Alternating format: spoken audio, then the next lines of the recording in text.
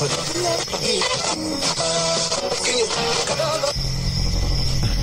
is being broadcast by the Department of Defense of the Republic. At 2 a.m. Eastern Standard Time, multiple unidentified objects were confirmed to have entered Earth's atmosphere. Discovery Houston, 20 seconds to LOS T-Drift. Contact, nice to be in orbit. The first message that comes to you is you are a divine being. You matter. You count. You come from realms of unimaginable power and light, and you will return to those realms. The vast stretches of the unknown and the unanswered and the unfinished still far outstrip our collective comprehension. 5, 4, 3, 2, 1. Broadcasting from Forest Tower Studios, all the way from the Deep South. Now, here is your host, Joe Root.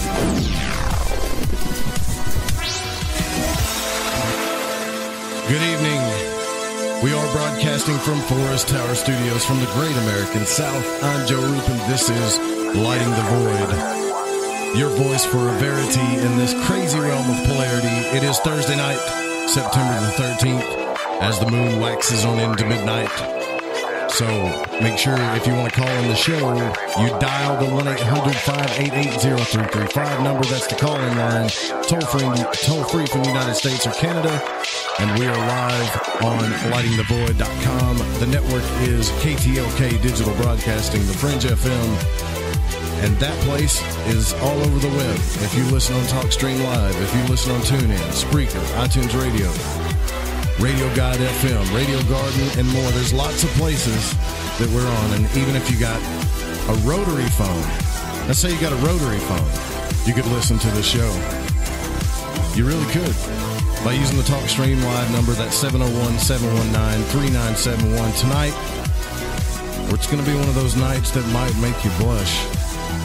We're going to be talking about love, intimacy, and the crazy things that happen in the astral realm with the one and only Amelía Aeon Karris.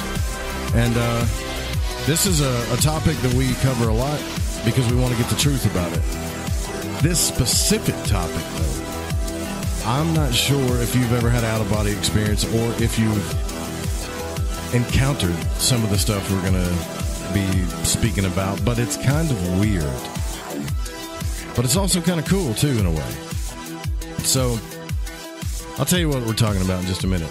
Now, I do want to thank you guys for donating. If you've donated to the show, thank you very, very much. I really appreciate it. I haven't heard anybody from the East Coast. I guess the hurricane hasn't gotten anybody yet, but it did look pretty nasty from the satellites. I already gave everybody a shout out last night and thanked everybody for donating. So let's do the business thing real quick and just say you can get your Audible trial if you go to audibletrial.com/LTV radio. You can grab a t-shirt. You can shop through the Amazon portal. And you can donate. So there's all kinds of things you can do to help out the show. We really appreciate it. We have actually built an entire network on your support. So it's all thanks to you.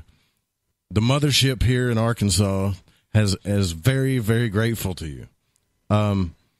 So yeah, don't forget to follow, like, subscribe, and everything is Lighting the Void. You can pretty much just Google it. And but if you want to go on Facebook or Twitter or YouTube or wherever you go, and if you're already listening to the show and you're not following, subscribed on YouTube or Twitter or Facebook, go ahead and do it. It's not going to kill you. You can always ignore the feed. But send us your social media support. That would really help. I want to say thank you to my team, my co-producer and partner Eric Markham, Jeremy Scott, my program director, and all of you guys. Thank you so much.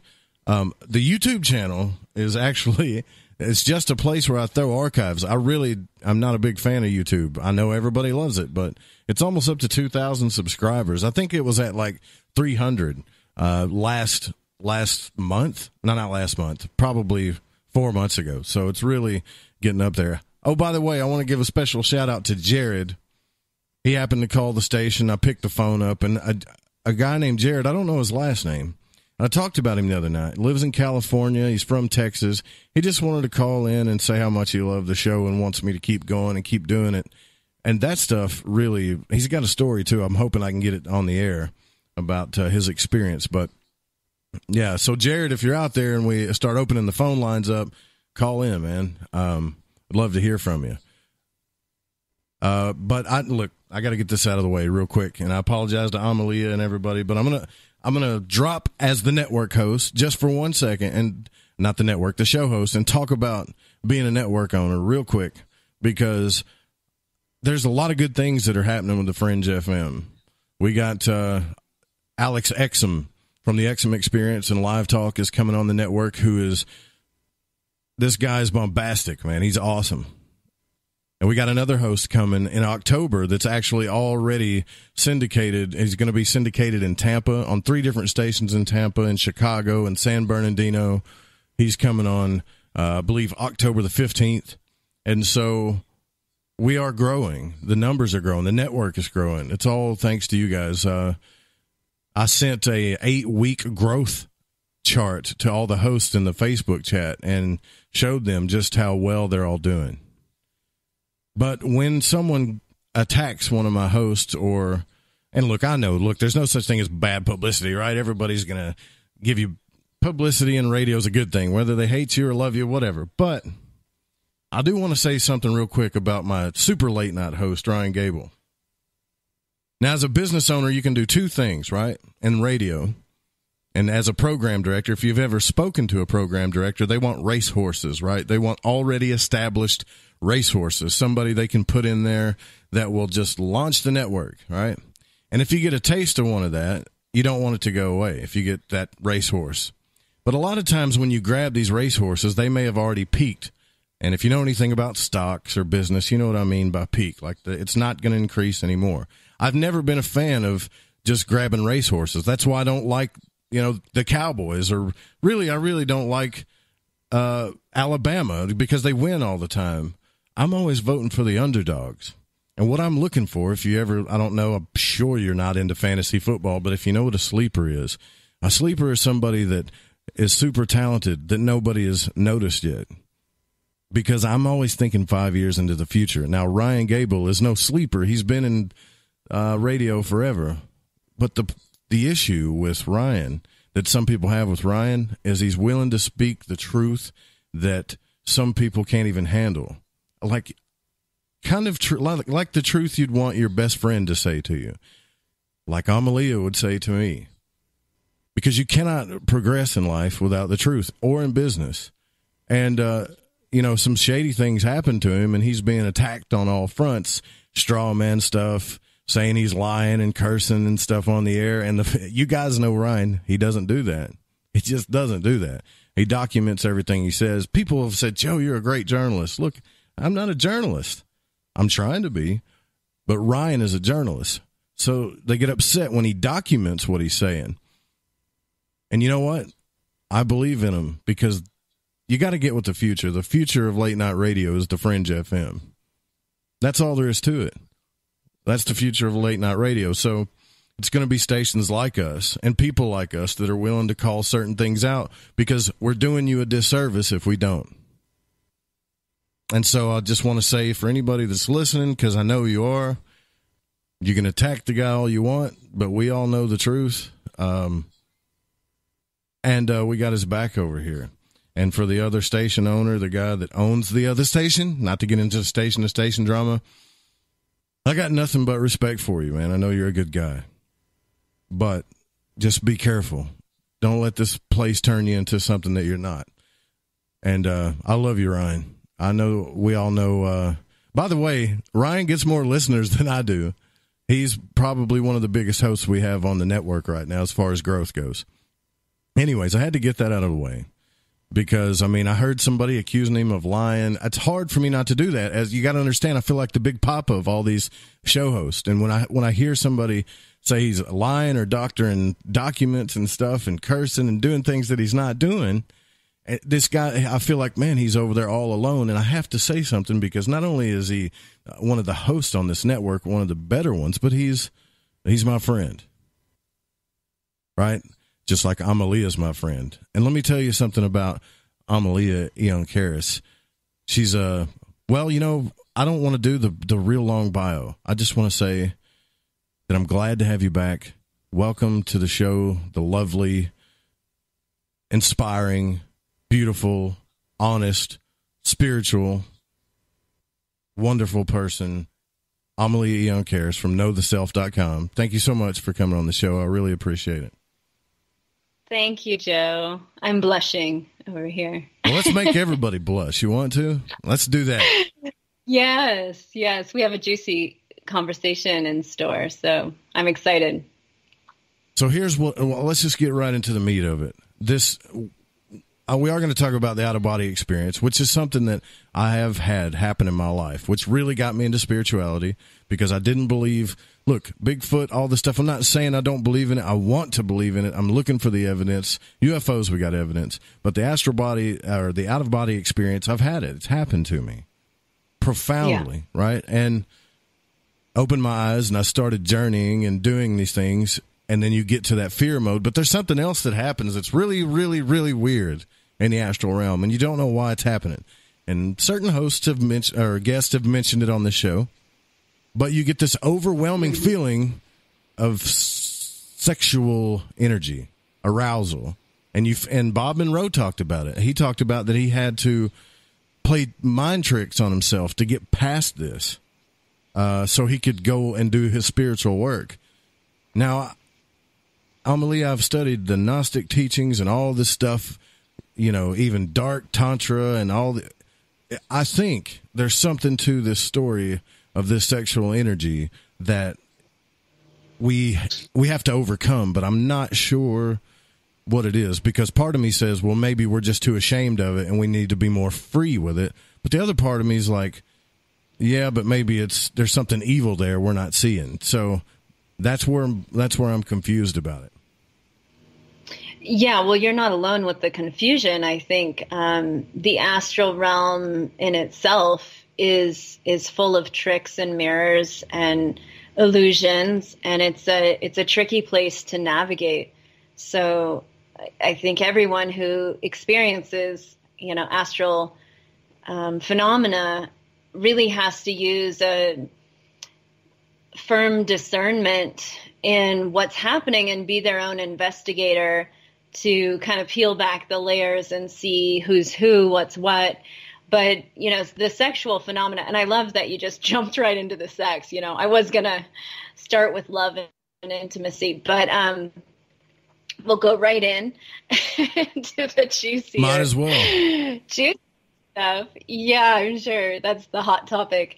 So I think, you know, the veils are thinning right now. We're at a really unprecedented time of multi-dimensional experiences. So people are having, like, you know, spontaneous awakenings or spontaneous phenomena, and it's going to increase more and more. And so people are curious and wondering, you know, what's going on here? You know, how is this possible? How is this, you know, entity or energy or person appearing in my house? And why do I feel aroused? Or I think a lot of people's introduction to the spiritual realms is through sexuality, because our orgasm exists in the astral plane.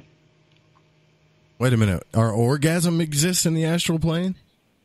Yes. So when we reach orgasm and we're peaking sexually, we're meeting our partner, or we're arriving to that astral experience, that out of body experience of bliss, and we're actually entering into that fourth dimensional nature of ourself.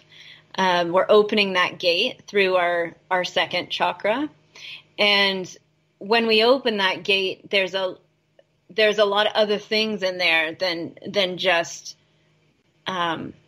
you know, pure angelic ecstasy.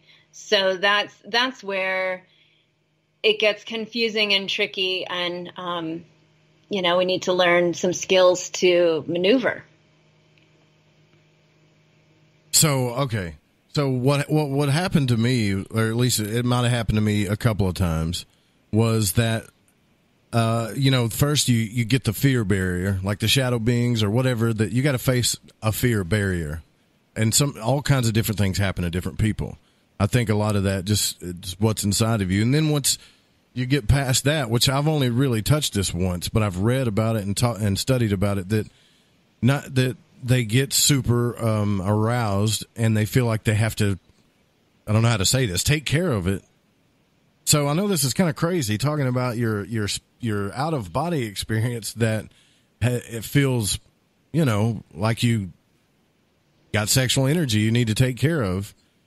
But what happens is, and what Bob Monroe talked about is that they would actually have, I guess you could say, astral sex or something. It sounds so nasty, but out of body experience sex. And it wasn't like the physical realm. It's almost like electricity, where you just take a positive and a negative, and it would charge, and then they would move on. They take care of it and move on. And he said it was really weird, right? But he also saw that there were places in the realm where people were just, it was almost so gross, they were just involved in it, and it was really off-putting, and he just wanted to get away from it. And so he had to trick his mind to get past that so he could move on to higher things for more realizations and more experiences. And so what I'm trying to figure out is there's a lot of talk about how sex and stuff is, we have a lot of bad things that we're doing because of the shame we were taught when we were younger. Be more open, be more free about your sexual energy, which is a good thing. But then there's this other thing where you feel like it just goes somewhere else that doesn't feel right. It almost feels evil, to be honest with you. And that's where I'm confused.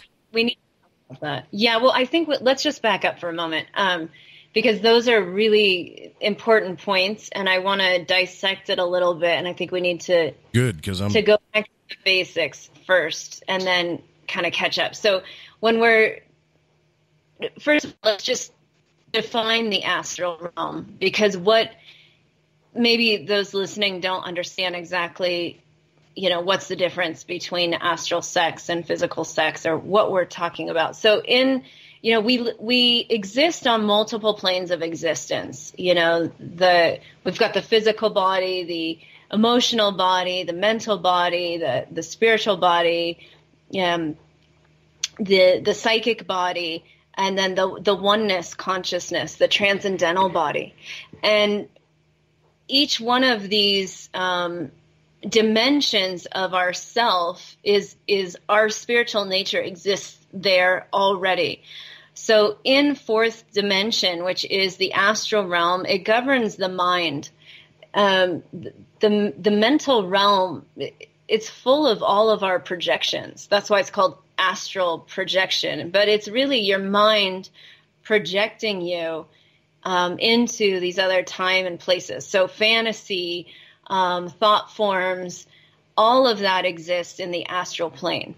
So when you enter the astral plane, you're going to have, and you're conscious, you're bringing your conscious awareness there, you're going to have a very palpable out-of-body experience, or you're going to be in your body and have an experience of an astral projection coming to you. So it goes both ways. When you become aware of your astral nature, you might start lucid dreaming or practicing astral projection, but you might just be having experiences of entities and other beings, seeing them.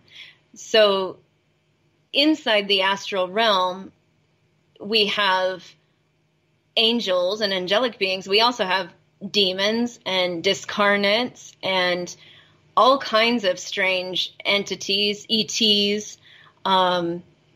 We also have thought forms that become an entity in themselves, because especially collective thought forms. So collective thought forms like jealousy, like rage, hatred, all kinds of collective thoughts that are targeted or group thought. It exists as an entity in the astral realm. So there's a lot of stuff in the astral realm. It's very congested with the light and dark aspects of our nature. And it's open to other dimensions of other entities. So basically we're entering to a realm that we have no idea how to traverse, because we're just, there's just so much stuff in this place, you know? There's so much stuff, and it's very similar to the earthly plane in the sense that, you know, all of us beings on Earth have an astral body. So we can all meet there. Like if we choose to meet in dream time, or we choose to go to those astral places together, we can meet in the astral plane. The thing is, when we decide to just hang out there with our full consciousness, we need to be highly, highly skilled to understand what we're dealing with. So what happens with a lot of people who are just sort of playing around with astral projection, or who just kind of happen to find themselves in the astral realm, is they either go in very naive that, oh, everything is beautiful and peaceful, and therefore I trust every entity and being, because it must be a spirit guide, it must be an angel, it must be the love of my life, right? Because it'll pose as whatever your fears and desires are in your body, the astral realm magnetizes that to you. So you're going to have experiences in the astral plane that are magnetized to your signature of consciousness. So if you have a lot of fears or a lot of fantasies or a lot of different types of beliefs, then you're going to magnetize that astrally.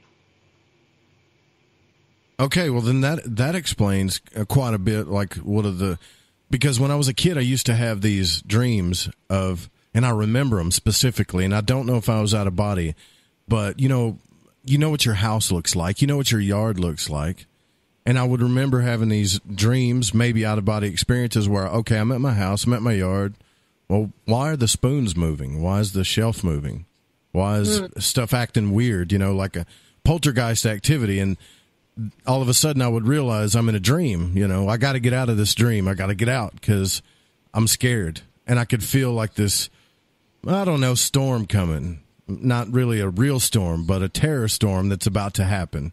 And so that kept happening to me. And I know I was probably bringing it upon myself, but that makes sense then, right? And my dad used to call them, my dad has a really cool word for that. He calls them haints. I said, hey, Pop, do you believe in ghosts? And he said, I believe in haints. You know what a haint is? I'm like, I don't know what that is. He said, spirits, stuff the cat sees. The cat sees them. Haints. Yeah. And I was like, okay, well, maybe we got to get past that first. And then, can I tell you something really weird that happened to me, Amelia, though? And it's really stupid. It's kind of hard. When I was sleeping at my grandmother's house, and I remember, I don't know why I remember some of these dreams so well, but I remember, and I've mentioned this on the show once, I don't know if you remember Elvira, that show Elvira. I used to watch it when I was a kid. And okay. Is that like some vampire woman? Yeah, she was like this really dark-headed, long-haired woman that always showed a lot of cleavage, right, that would do late-night spooky stories and stuff. Elvira, I'm sure some people remember. Yeah. I remember. Mm-hmm. And I don't know maybe if that image got planted in my mind or something, but I remember lying in my bed. Next thing you know, I'm walking down the steps, and this dark-headed woman comes into the door upstairs, grabs a hold of me, and starts rubbing up against me. And then I have, I would say probably my first bad experience that ended up bad. Like because when you're a little kid, you don't know what's happening, right? So what was bad about it? It's hard to say. I don't know how to say it on the air. I had an orgasm as a child, I think, So you felt kind of raped by this woman. Yeah, but it's not. I didn't feel unhappy about it. I just didn't know what the hell was going on, because she just came in and grabbed me and just that's what it was. It felt electric. I didn't know what it was then when I was a kid, and then I woke up out of my bed and I was like, oh, that was a dream. That was really crazy, Now, thinking about it now, I probably went out of body because I was in my house still, and she just came in, But I mean, why would I be having those experiences as a child? Does it not wait around till you're an adult before it starts messing with you? Oh God, no. I think it's always a part of us. So we're in the astral realm, whether we want to be or not. It's a part of our spiritual anatomy, and how our interactions go there varies. But I think a lot of people have been having really interesting phenomena. So I'm glad we're talking about this, because from my experience, what I see happening on the astral realm, because it's where our fears exist, then, a lot of our dreams are fear-based dreams, but basically entities in the astral realm will pick up on those fears and then disguise themselves as something that you like or attracted to. So, the attraction you had to that TV star, Elvira or whatever, is mapped in your conscious mind. It's very easy for an astral being to read your thoughts, because all your thoughts are projected in the astral realm. They are not private. People think that nobody can read their thoughts, but you don't own your thoughts. Your thoughts are projections, period. For someone who reads the astral realm, it's like having a loudspeaker. So there aren't hidden thoughts in the astral realm. So if an astral entity is like a succubus or wanting to feed off of you, or wanting to take your life force, which there are many, many entities in that realm that are feeding off of us, that need our life force. And especially, those of us who are here as light workers and carrying certain codes that they don't want exposed, or don't want you to be successful or fulfill the potential of your starseed, then they're going to particularly focus on those people and start projecting a lot of fears or entity attachments. So the way I would understand it, and you need to feel, I'm going to tell you something. If it's not true for you, totally drop it. But one explanation, what I would explain that to be, is that you have this light, you have this attraction, there's an astral entity floating around you for whatever reason, and it reads that attraction and then uses that image to then make you ejaculate, because they feed off the sexual orgasm. And that's your life force. That's probably what happened to me then. That makes perfect sense. I bet you that's what happened to me then. Yeah. Yeah. Somebody in the chat room says the astral plane confuses me. Yeah. I think astral plane confuses everyone. So those of you who are feeling like, God, I don't know what I'm experiencing, know that it's a big mind fuck. Oh, sorry. I don't know if I can swear here, we're getting that's the first time I've ever heard you drop the F word on my show. Do you see what happens? Do you see what happens when we talk about sex? Things get too dirty, and then you just feel like you can say whatever you want. Shame on you, Amelia. No. Oh, my God. No, we got to Eric actually got the money out for a dump button. It's like I said, it's an accident. It happens sometimes. But in the future, when we hook this thing up, if you would have said that, it would have just totally blanked out. So it's all right. It happens. It's no big deal. I don't imagine any children are listening, but I don't know. Yeah, I just think it really messes with our minds because it's projections. So if you know that and you realize that the astral realm is just full of illusions, mirrors, fear, and our sexuality is there. So it gets so confusing because there's so many energies lurking to feed off of any discordant energy in your body. So if you have fear, if you have anxiety, if you're having a lot of anger, then these entities are going to love you, and you're probably going to have a lot of, astral attachments. That's interesting. We got to go into our first break. Apparently there's some news. Amelia's a gangster. Yeah, that's for sure. That's funny, just. So yeah, that Joseph K commented in the Spreaker chat room, but so SpaceX, my favorite guy in the world, Elon Musk, is going to announce somebody that's going to fly to the moon. SpaceX is planning on launching a tourist.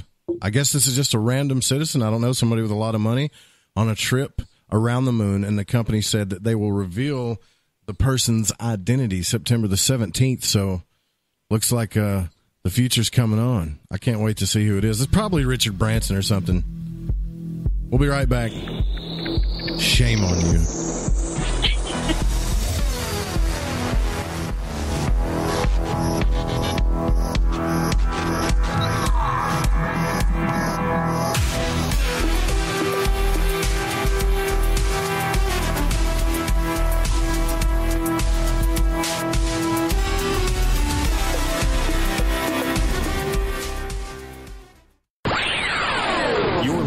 To Lighting the Void Radio.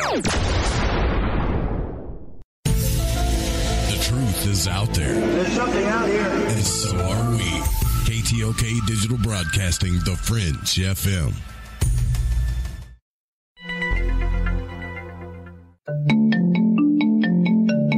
From Studio 303, it's the Stranger Than Fiction News for The Fringe FM, bringing light to the stories that surround us.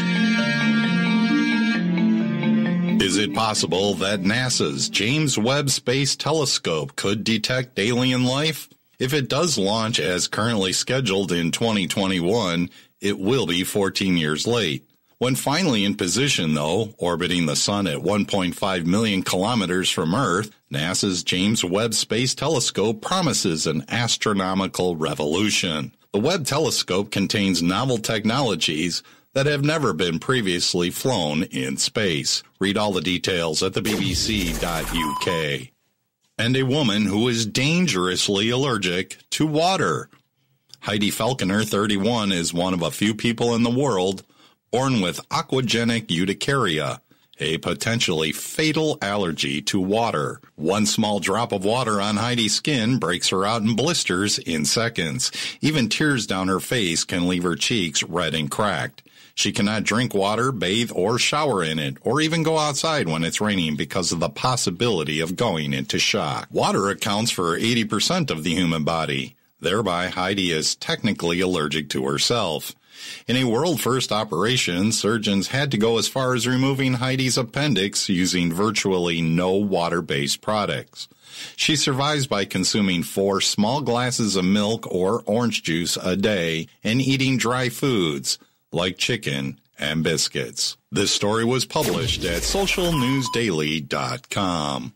And there are trees that actually bleed metal. Heavy metals like nickel and zinc are usually the last thing that plants want to grow next to in high concentrations. But a specialized group known as hyperaccumulators have evolved to take up the normally toxic metals into their stems, leaves, and even into the seeds. But researchers have been studying a tree that grows on the island of New Caledonia in the South Pacific. They think it may use nickel to defend against insects. Its latex has an unusual blue-green color as it contains up to 25% nickel. You could read more of this interesting story at the bbc.uk.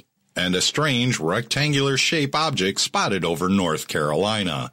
On the night of August 18, 2018, while driving home, Javian Hill recorded a mysterious square-shaped UFO southwest of Charlotte, North Carolina. He was photographing storm clouds overhead to send to his wife when he noticed a rectangular shape in the sky with lights on his side. He's quoted as saying, "Oh my God, what is that? I started trying to take as many pictures of it as possible while I was driving," he told the Charlotte Observer. North Carolina is one of the top 10 states for reports of UFO sightings, and Hill's experience is the latest in a series of unusual sightings in the area. Read more of the details at bendedreality.com. And now it's time for another edition of the Stranger Than Fiction Fun Fact. The Earth has actually traveled more than 3,000 miles in the time of this newscast. And that wraps it up for another edition of the Stranger Than Fiction News right here on the Fringe FM. I'm Vance Nesbitt. Stick around for more Lighting the Void with your host, Joe Roop.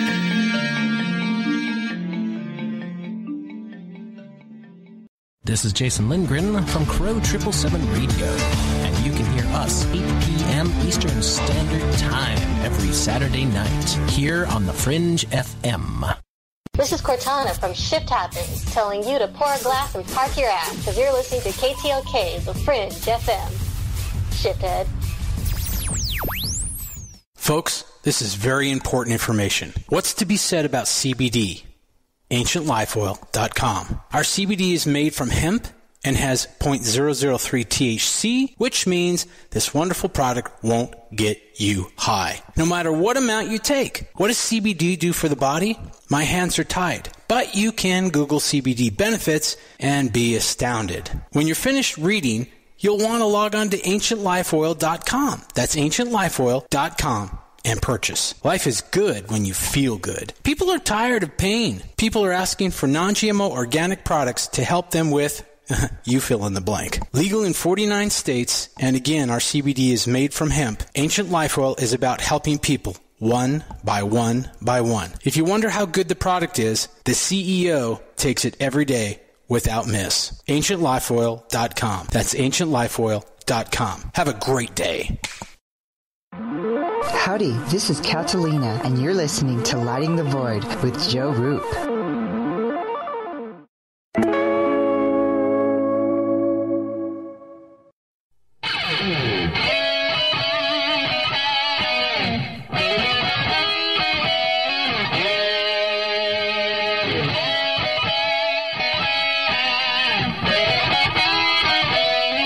Welcome back to Lighting the Void. I'm your host, Joe Roop. We are here with Miss Amelía Aeon Karris, and we're discussing a subject I don't think anybody's really talked about. Love, intimacy, the out-of-body experience, the astral realm, entities that may sexually attack you, and really, just saying that needs a lot of explaining. And that's why we got Amelia from knowtheself.com, obviously one of my most favorite spiritual guides in the community. Yeah, I tended, I did start out kind of fast on this, I got to say, because I was just like, well, I told my story. This happened to me in the astral realm and the out-of-body experience, and this is what happened, and I was attacked by some Elvira chicken. I think she might have raped me, and you were like, whoa, back up. No one knows what you're talking about. Hey, Joe, it was just straight to the sex. Yeah, sorry. Sorry about that. But, yeah. It did happen. And I've always wanted answers about that stuff. And like I said, I think a lot of people do. Studying Gnosticism, they look at it different. And then I've studied OTO stuff, and it's like they're a little bit more free about it. And, I tend to think that there's a really deep secret there somewhere that we're not doing right or something. And I wish I could explain it, but I can't explain it. But anyways, yeah, so I want to ask you about this, your experiences with this, if you're comfortable with talking about it, when you learned about stuff like this. Mm-hmm. Yeah, I've had a lot of trippy experiences around my sexuality in the astral realm and how I came to kind of make sense of it for myself. It happened, the big awareness came in 2003, right after I had a huge spontaneous Kundalini awakening. I've talked about it before on your show, but for those of you who don't know me, when spiritual teacher died a few weeks apart from each other.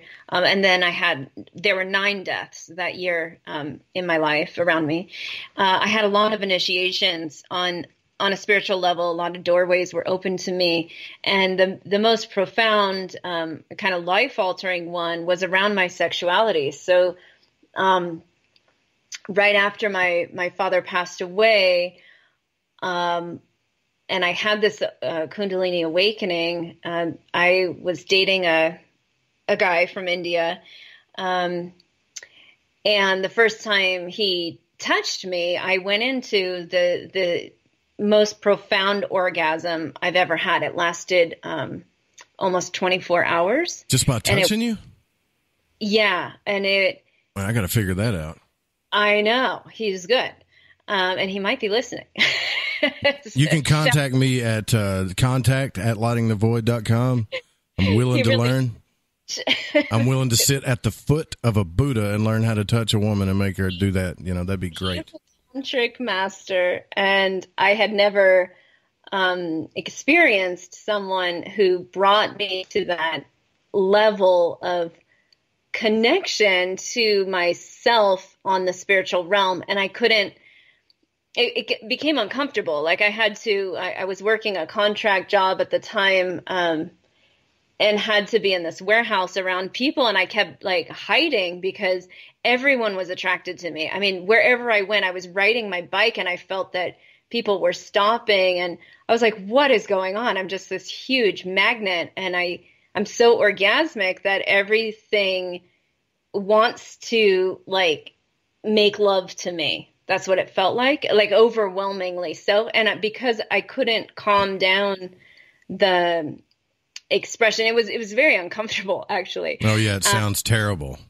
It was terrible. You guys hate it. Whatever.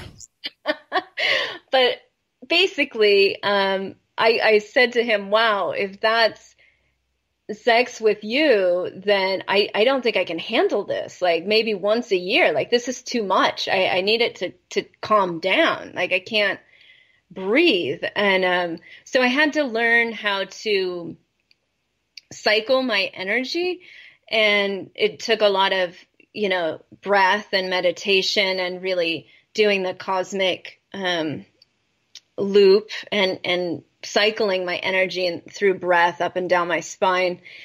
Anyways, something awoke in me where I could, I don't know how to say this without sounding completely off the wall, but it's true. I was able to see basically the sexuality of everyone. I tapped into the realm of orgasms, where they exist. And it was in a 4th dimensional space. And what I saw, I could see the whole earth and where everyone's orgasm was. So I felt like I had connection to everyone who was orgasming at that moment. Yeah, I could see. Yes, it was really wild. I could see people. So I lived in San Francisco in the Lower Haight at the time, in a apartment complex, and maybe there was 50 units in that building. I could feel people in the building. I knew exactly which units were having sex at that moment. And I was telling my partner, there's people 2 floors up, 3 units over, they're having sex. And then it started going into larger and larger awarenesses until I could see everyone on the planet who was having sex at that moment. And then that was pretty wild. But then I saw that there were entities above that realm, so if the 4th dimension were a layer of atmosphere around the planet, right at the very top of that atmospheric pressure, like where it would be shifting to the next dimension or something, there was a layer of parasites that were controlling and sucking off of the orgasm. It was very dark and disturbing for me. And I was angry, like very angry, like, who are you beasts? Like, feeding off of our sexuality. And the moment I saw them, I was able to like see through their eyes and see what they were doing. Like I became aware of their intention and their agenda. And it wasn't pretty. Basically, there was a net of parasitic entities that had been cast around our planet to feed off of our sexual energy. And what they were doing was controlling the thoughts of people's sexuality because it was their core power. And basically what happened to me is I decided to be celibate after that moment. I did not want another orgasm. I couldn't handle sexuality. I wouldn't allow anyone to touch me for over a year. And then I was celibate and abstinent for 5 years in total from that day on. And what I was told by my spirit guides in the higher realms and in the, well, they were ninth dimensional beings that told me that I needed to purify my second chakra because I had these attachments of these parasitic beings living inside of me, just like we all did. Like everyone on the planet had these entities feeding off of them, and that we needed to clear them out so that we could pierce through the fourth dimension into the higher realms to where love reigns supreme, where love is the absolute rule. And so I went through 5 years of really intense meditation. I mean, for 1 year total, I was basically meditating every day. Like that was my job. I would meditate for 8-9 hours a day. I mean, not being paid for it, but literally that's all I was able and willing to do. And my partner, that same Indian man, he was doing that with me, and we were exploring these realms. And, you know, I felt that he was going to leave me because I wasn't going to be sexual with him. But being the tantric master that he was, he said, no, I'm not going anywhere. Like, you know, I'm going to be here with you and go through this with you. So what was happening for me was a clearing and a purging of all of the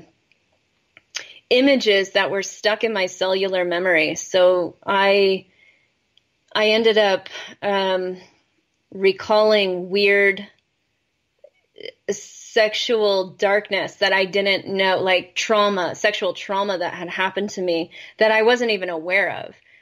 Sexual abuse, ritual abuse, every time I would think of sex or if my partner and I were getting to a point of arousal, these images would come in so strongly.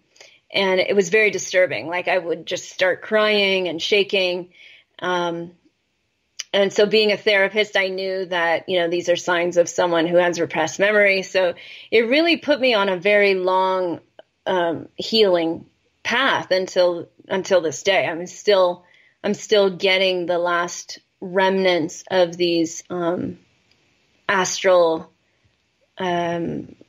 leeches out of me. So are these leeches or parasites, are they keeping us from, which I've got two questions here about that. Are they keeping us from total, I guess, enlightenment and awareness like you're talking about?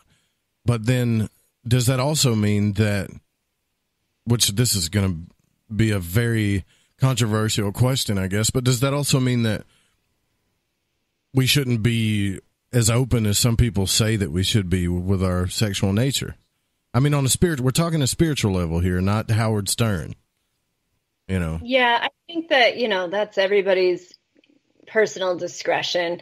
I mean, if you're asking me my advice, I would say we should be very discerning. So when we have, especially for the females listening, when we have sex with a man, we're taking on all of their energetic attachments as well as our own. So for females, we have the harder job of the purification and digestion of these energies. And I think men don't really understand that. They don't understand why we're so emotional, why we're so angry, why we have this like compacted levels of trauma in our body. Like, when relationships, you change a relationship and then the next partner kind of has to deal with the baggage of the previous partner, and but I'm different, but the female must digest those patterns and clear them in order to be clear for another relationship. So for females, be very, very, very cautious about who you're allowing in your womb space, because I think they've even found, I don't have that scientific study in front of me, but I read an article that had a lot of scientific research in that they were finding the DNA of it. So in a woman, they were finding DNA samples of all the men that she'd slept with in her brain. That's really? Yeah.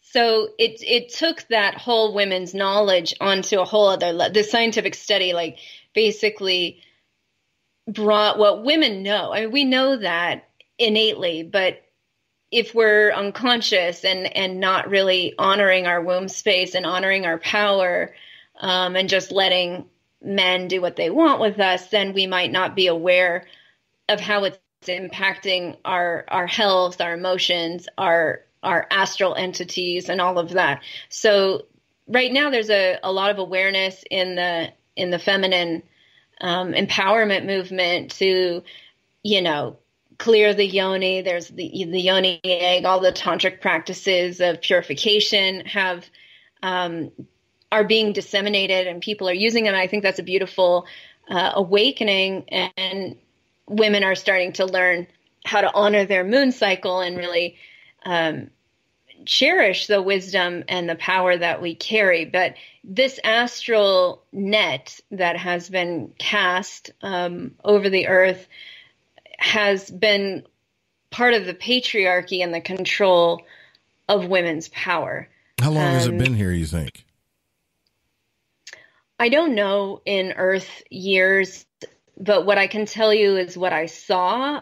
It was very established and has been there for a very long time. So if I were to measure it in years, I would say thousands of years. It felt very much invited in. And I could see who was above it, like who had let the demons in to feed like that.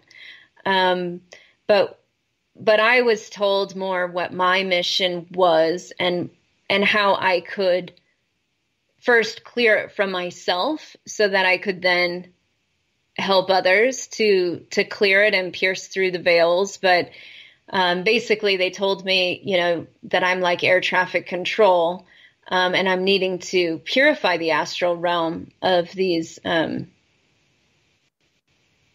demonic entities, or okay. I'm calling them demonic just so you understand the gravity of the intensity, but they didn't tell me they're demons, but that's what they look like. They look more like parasites. Well, I just want to make something perfectly clear here too, if you don't mind, real quick. Like, sure. If anybody's listening to the show for the first time, this is not a usual topic of the show. It's not, and in fact, both Amelia and I wanted to talk about this because it's super important, but really don't know how to do it, trying to figure out how to present it in a professional radio-like manner to the audience, because we both know that Lighting the Void's audience is really trying to get answers. They just don't believe anything they're told. And so with all the teachings of the occult and magic and the mystery schools and all the stuff that's out now, I think this is important. It's something that I know Amelia thinks is important to discuss. So I don't want anybody thinking, well, this is like some type of weird spiritual Howard Stern type show. No. But this subject needs to be discussed because I think everybody's going to have to deal with this on a spiritual level at some point.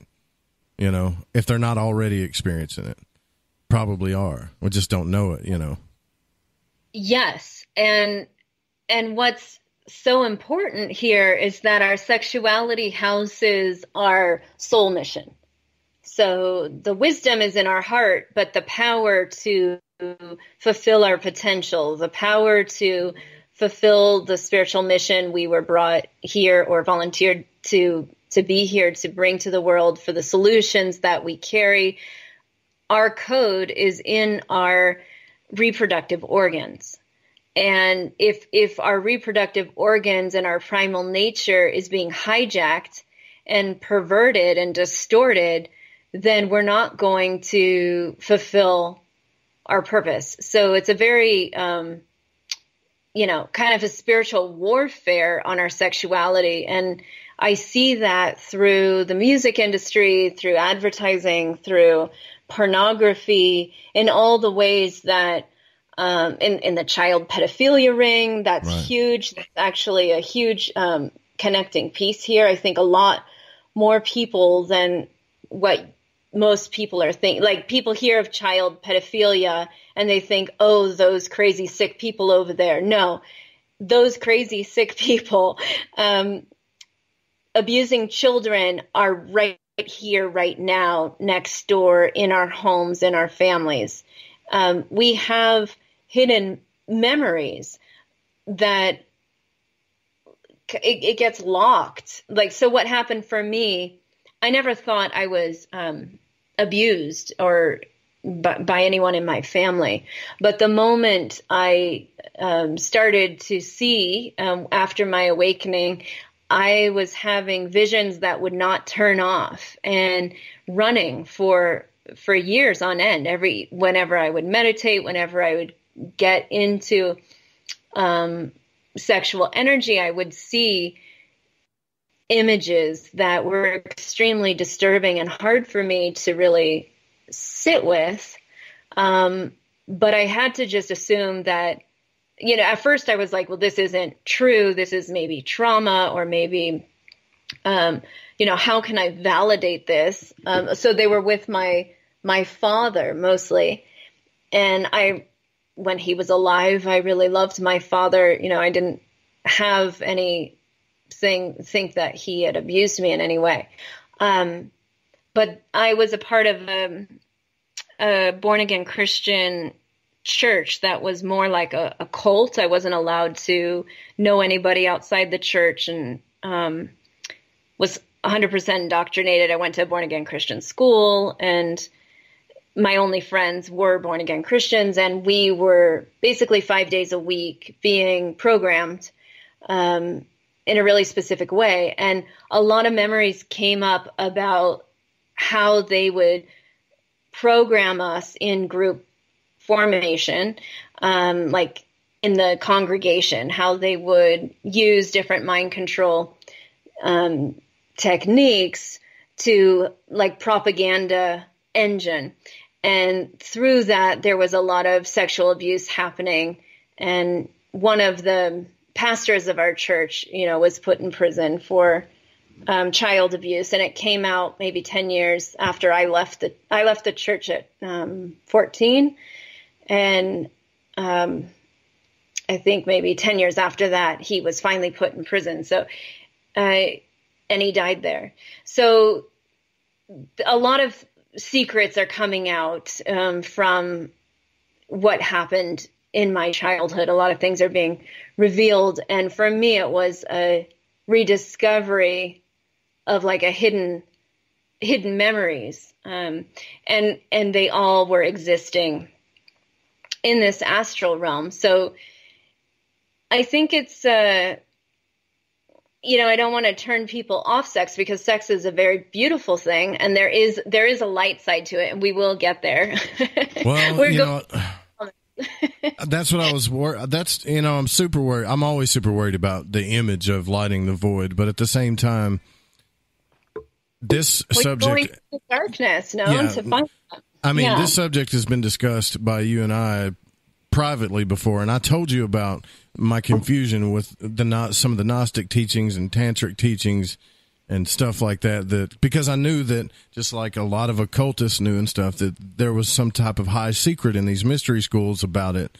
And what I'm always been afraid of is people being led astray or led down the wrong path in a mystery teaching. I've never approached this as the mystery schools or secret societies are bad, but I've always approached it as, I know that there's bad people in there and they're doing bad things with some of these teachings, and I don't really know who they are and how they're doing that, Well, that's what I was asking in my exploration, and I saw that they're being controlled by these, by the astral plane, by these astral entities, and they're getting hooked in, and sometimes, a lot of times it's a very unconscious thing. Like, if I were to look at the people in my church that were doing that, I was consciously aware as a child of a few child molesters in our church. I never thought my father was one of them, or anything, or doing anything to me. But I was very much aware of the child pedophilia around me as a child. Like, even my sister's gymnastic coach, he killed himself when she was on his team because he was caught molesting his kids. And so it was very much an awareness as a kid growing up. It wasn't like hidden. I knew all about it. I just didn't know it was happening to me. I thought it was just happening to my sister, my best friend, her friend. I didn't know it had happened to me. So I must have blocked out that memory in order to just survive and say, okay, this has happened to my friends and my sister, but I'm pure,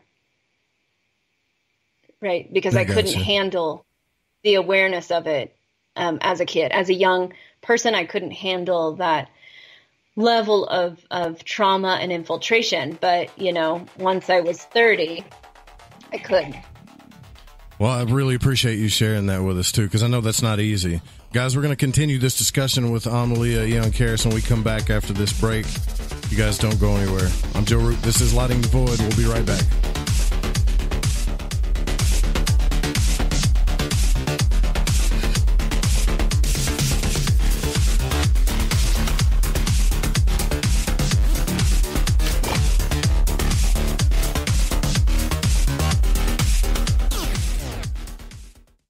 How you doing today, guys? This is Garrett Lee.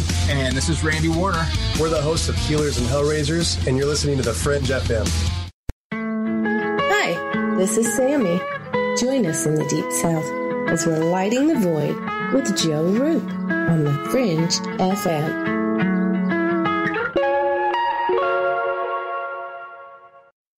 Live for 3 hours every Saturday night. It's a show that engages the mind, makes you think, and maybe even challenge what you think you know. Hi, I'm Jeremy Scott of Into the Paranormal, where we talk about topics that are anything but mainstream, somewhere between abnormal and paranormal. Bring an open mind and join us for Into the Paranormal, live Saturdays at 6 p.m. Pacific, 9 p.m. Eastern on The Fringe FM.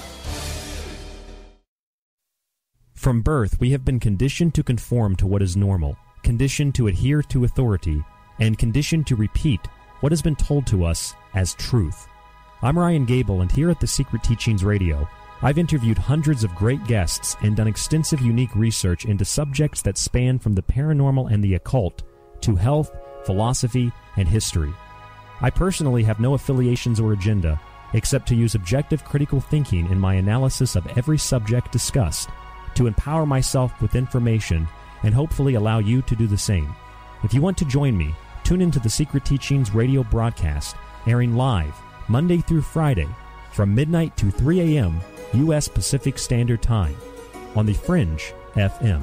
For more information, you can visit our website at www.thesecretteachings.info or email me at rdgable@yahoo.com.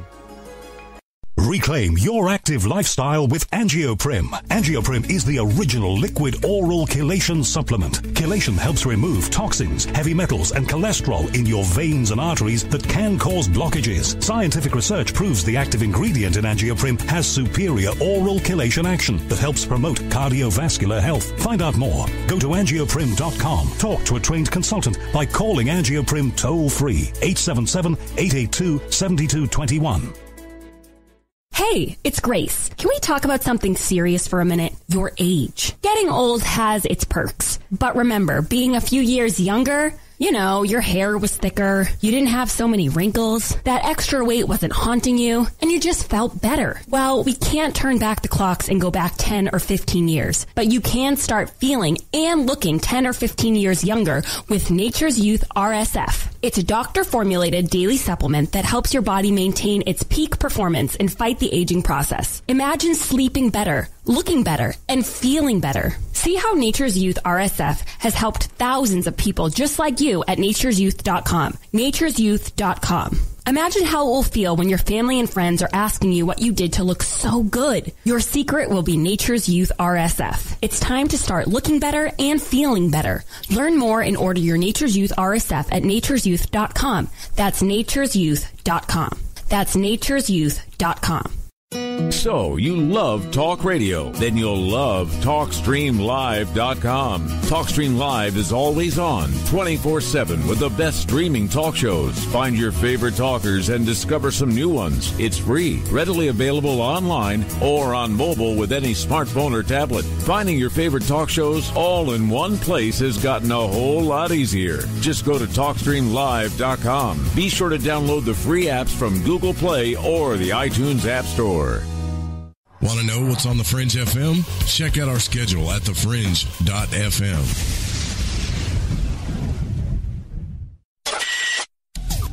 Hey, Fringe FM listeners. Did you know that when you're on the road with limited data or no Wi-Fi available, you can still listen to every minute of the Fringe FM by calling 701-719-3971. No smartphone app or internet needed. Saves your data plan and no extra cost if you have unlimited minutes. Call 701-719-3971. That's 701-719-3971. Listen to the Fringe FM on any phone, anytime, anywhere.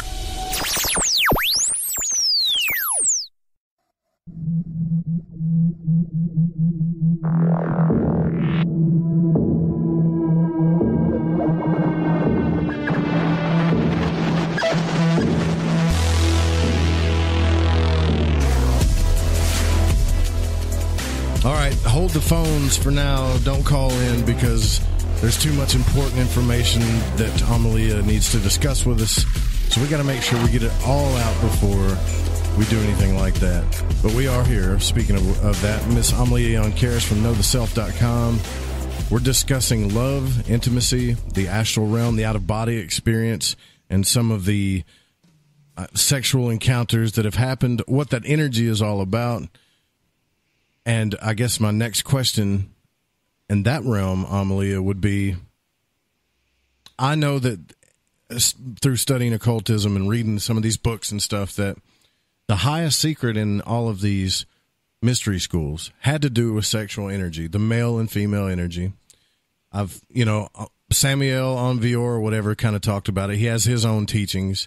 They're kind of open about it. But anyways, what I'm saying is through studying all of these things, they all have different views and aspects of what's right and wrong about it, et cetera, et cetera. Is it important that these mystery schools keep this stuff secret and sacred and don't talk about it? I mean, or is it time, because I hope it is because we're talking about it now, is it time to reveal the truth about this now in this day and age with all this stuff going on? You know, because we might actually, I didn't even think about this, but we might actually offend some people talking about this too, not just because we're talking about the subject, but because they may believe something totally different. You know, they may believe that that it's okay to do what they do sexually. And then look, like you said earlier, I just want to make sure you said that's entirely up to the individual, but this is my opinion. So I want to make sure that we reiterate that. But yeah, the secret, was it important? I mean, because this is something that they kept secret in the Eastern mystery schools, the Western mystery schools. It was highly protected secret. And now the cat's out of the bag a little bit. Yeah, so there's two different secrets. On the light side, it was secret because of how sacred it was and how potent it was. And on the dark side, it was secret because of how manipulative it was and how they were using it to feed off of the masses. So I do think that the secrets are being revealed. They are being revealed. I'm speaking about it because I'm feeling that people are ready to hear about it because of the questions and experiences that people around me are having. My students, friends, colleagues, they're all having these astral experiences and asking questions or seeing me there in them. And I feel it's really important, like now is the time to really make it clear. And I think that the feminine energy rising on the planet is finally reclaiming her voice. And, you know, for a long time, we were so shut down by the abuse and by the infiltration. And finally, it's being cleared. So those parasites in the astral realm are starting to dissipate. I think we're having a massive intergalactic war as we speak, where these entities are being eradicated as we Earthlings, those of us here in this dimension, are waking up to our multidimensional nature and reclaiming those spaces and not allowing the infiltration and really claiming our sovereign nature. And when I say sovereign nature, I think a lot of people might not know what I'm talking about. I have a free video on my website that you can download that I teach you how to own your sovereign nature and be in your sovereign entity. And someone else earlier in the chat room had asked like how to astral project safely. Please, if you're doing astral projection, get that video, know how to hold your sovereign nature. You need it in those realms in order to deflect all of the other entities and energies that will be vying for your field. Please don't go in there naive and just like, you know, Curious George. Like really understand what you're dealing with, because there is a war going on right now. It's not, you know, enter at your own risk. But let's get back to the sexuality and where that's headed. What was the exact question you asked me? Because I think I got off on a tangent there. I got so excited. Oh boy. Okay. Well, the question was, and look, I'm no saint. I got to deal with it. We all got to deal with this stuff. You know, I talked to you about this last time. Remember that? Because I was like, I want to come to Shasta, but I was trying to be honest and say, look, if I get around a bunch of super hot spiritual girls, I can't handle it. I've already experienced it. I can't handle it. I went to one of your sessions that got, I don't know, like I never believed in this energy thing, right? People are like, energy, and I can feel it. And yeah, I was like, this is the most woo-woo stuff I've ever heard in my entire life, right?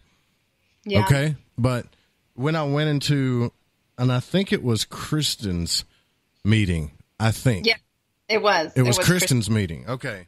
And I went in there, and you know I don't like to get on a camera, so I put a hat on and kind of just duck my eyes. And then, bam, pops on the screen, I don't know, 4 or 5 beautiful women, and I'm like, okay, all right, this is cool, whatever.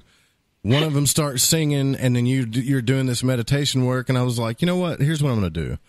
I'm really just going to close my eyes and just kind of do what they're telling me to do and just kind of feel this energy for a minute. And what happened was my animal nature came out really fast, you know. And if you remember that, I deleted the camera so you couldn't see me because I really couldn't handle it. I was like, I got to leave. Because I'm going to end up saying something stupid to one of these girls or something. I got to get out of here. but it wasn't like a bad feeling. There was something going on inside of me that I didn't like. You know what I'm saying? So I had to bounce out. Well, I think what you bring up is sort of what happens with intimacy. That was another part of what I wanted to talk about tonight is the intimacy. We have a serious lack of intimacy on the planet. Like most of us don't, even if we have partners or maybe you're married or you have kids, people living with you, but real deep intimacy is actually quite rare. And it makes me so sad when I see people surrounded by others and yet feeling so lonely and so isolated. And as a practitioner, you know, when people come to work with me or sit in any of my classes, we have very deep intimacy. There's nowhere to hide because we're dealing with our spiritual nature. And in the spiritual nature, it's completely transparent. So you can't hide your thoughts. You can't hide your feelings. You can't hide anywhere. I was trying. Even if you turn your camera off, you know, because you're dealing with a group of people who've awakened psychic abilities and can see you. And so what happens in those circumstances is that if you allow yourself to be seen and realize the naked truth of your soul, which is pure love and pure beauty, the intimate connection in those bonds is far beyond what a lot of people have experienced in their marriages or with their families, because there's so many masks involved in most relationships, because there's so much for sure. And people don't really understand how to break through them. To be honest with you, Amelia, I got some stuff going on. I mean, we all do. You know, my therapist told me, said, look, you got an intimacy issue because you didn't have a mother. You know, you were raised by a hard man, and, you know, and I was like, I don't want to go there. You know, I felt like Tony Soprano sitting in the psychologist chair getting all upset. But when it got that intense, I really couldn't handle it. It made me uncomfortable, which is kind of sad, you know, because I just didn't know how to handle it. And I'm being as honest as I can be. Yeah. Well, it's natural. And I just want to tell you that, you know, a lot of the men I've worked with, and even a few women, I stopped doing private sessions because they wouldn't be able to handle it either. And when they didn't handle it, then it would be uncomfortable for me as a practitioner. So what would happen is, you know, I would take people on these soul dives in my private sessions where I help them reconnect to their soul and go through past life stuff. Or a lot of times it's revealing lost memory in the childhood. And so those are really intimate places. And as a seer, I would be there with them, and they would come out of the experience, and often it was an emotional experience. So often there's tears. It's very cathartic. And many of the men, I could find that they would just fall in love with me instantly, not because of who I am, but because they shared that experience with me. And they would look at me like, what are you? How did you do that? How did that happen? Like, oh, I just see you as the goddess. And it's like, well, I'm channeling divine feminine wisdom. So of course you're just seeing love, but then the physical personality would then transmute that to, oh, she must be in love with me, or, oh, I feel aroused sexually. Because is that like the left brain, right brain type thing happening where they switch to the wrong side and they just take over, their logical mind takes over, and they, you know what I mean? Like they say, yeah, okay, you must be the goddess of my life or something.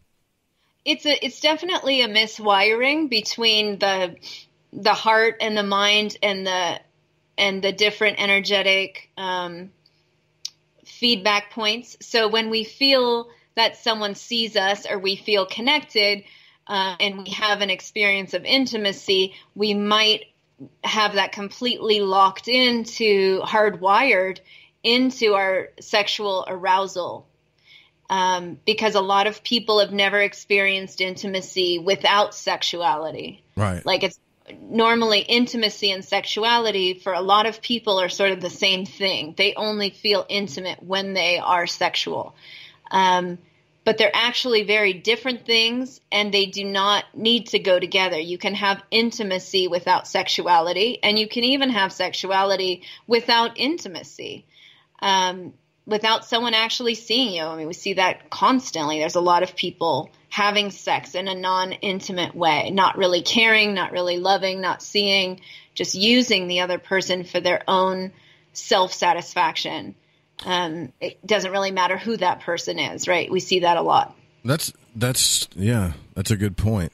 That's a really good question. Joseph K. asked in the Spreaker chat room, what does Amelia think about the recent revelations of sexuality and abuse that's rampant in the entertainment industry and the church? All these arrests that are happening, the Me Too movement. Is this all happening now for a reason?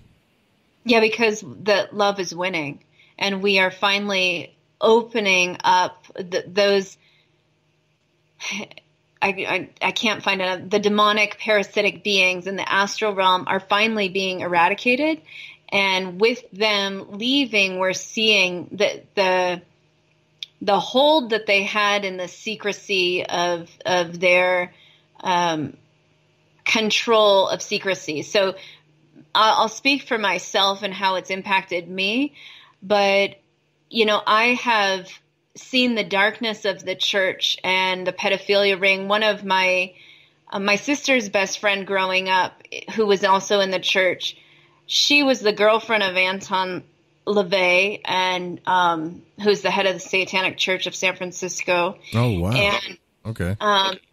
So this was a girl who spent the night at my house often on the weekends, and my sister and her were besties.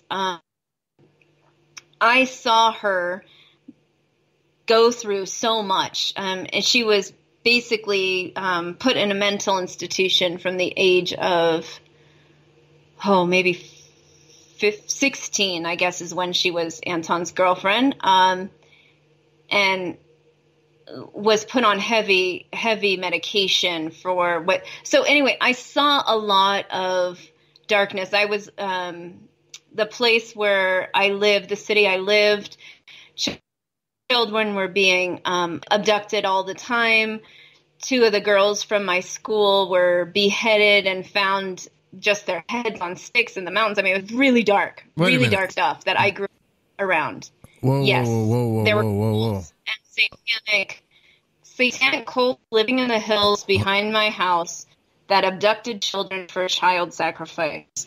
All right, hold on a second. You're breaking up a little bit, but I'm pretty sure I know why you're breaking up.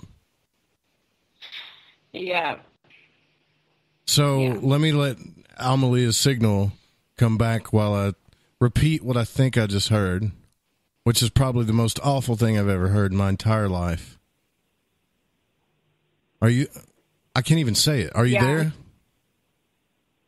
Yeah, am I breaking up now? Oh, Do you yeah, want me to repeat it? Yeah, that's so crazy. As soon as you say that, yeah. So I won't repeat the gory details, but the child abduction was very high where I lived, in the foothills of Fremont. In the 70s and 80s, there were a lot of satanic cults living in the foothills very close to my house, and kids would go missing, and they were often sacrificed. It was just a known fact. It was the murder capital of the world, and at that time. And I was very close to, I personally knew people that went missing that were involved in this. So I grew up very aware of what is now being revealed. None of the information being revealed, Pizzagate, all the entertainment industry, I've known about that my entire life and watched it happen to many people. They've been feeding off this energy for a very long time, and I'm so grateful that it is finally being exposed. And it's given me my voice back and the confidence that it's safe enough to speak about. Amelia, are some of these people that did these acts to these children, are they still walking the earth today? Oh, yes. Yes, I know them, and I watch them, yeah. You know them? I know a few of them, yeah. Yeah. Not all of them. Some of them have left the planet, but yes, I definitely do. And it's weird being the knower of such toxic people, and they're very dangerous people. I've been threatened by those people to not speak. And so it's always an interesting situation to be in, to know like when I can talk about it. This is the first time I've publicly even spoken about all of this. A lot of people who know me don't know it because it's such a dark topic that nobody wants to hear about it, really. I mean, it's such a buzzkill. And then people are like, well, you're kind of ruining my sexuality and my high. I don't care. Innocent children have died. Exactly. And been murdered and sacrificed and been used as an ornament. I don't care if it kills your buzz or not. If this really happened, Amelia, these people need to be locked up and executed. Sorry.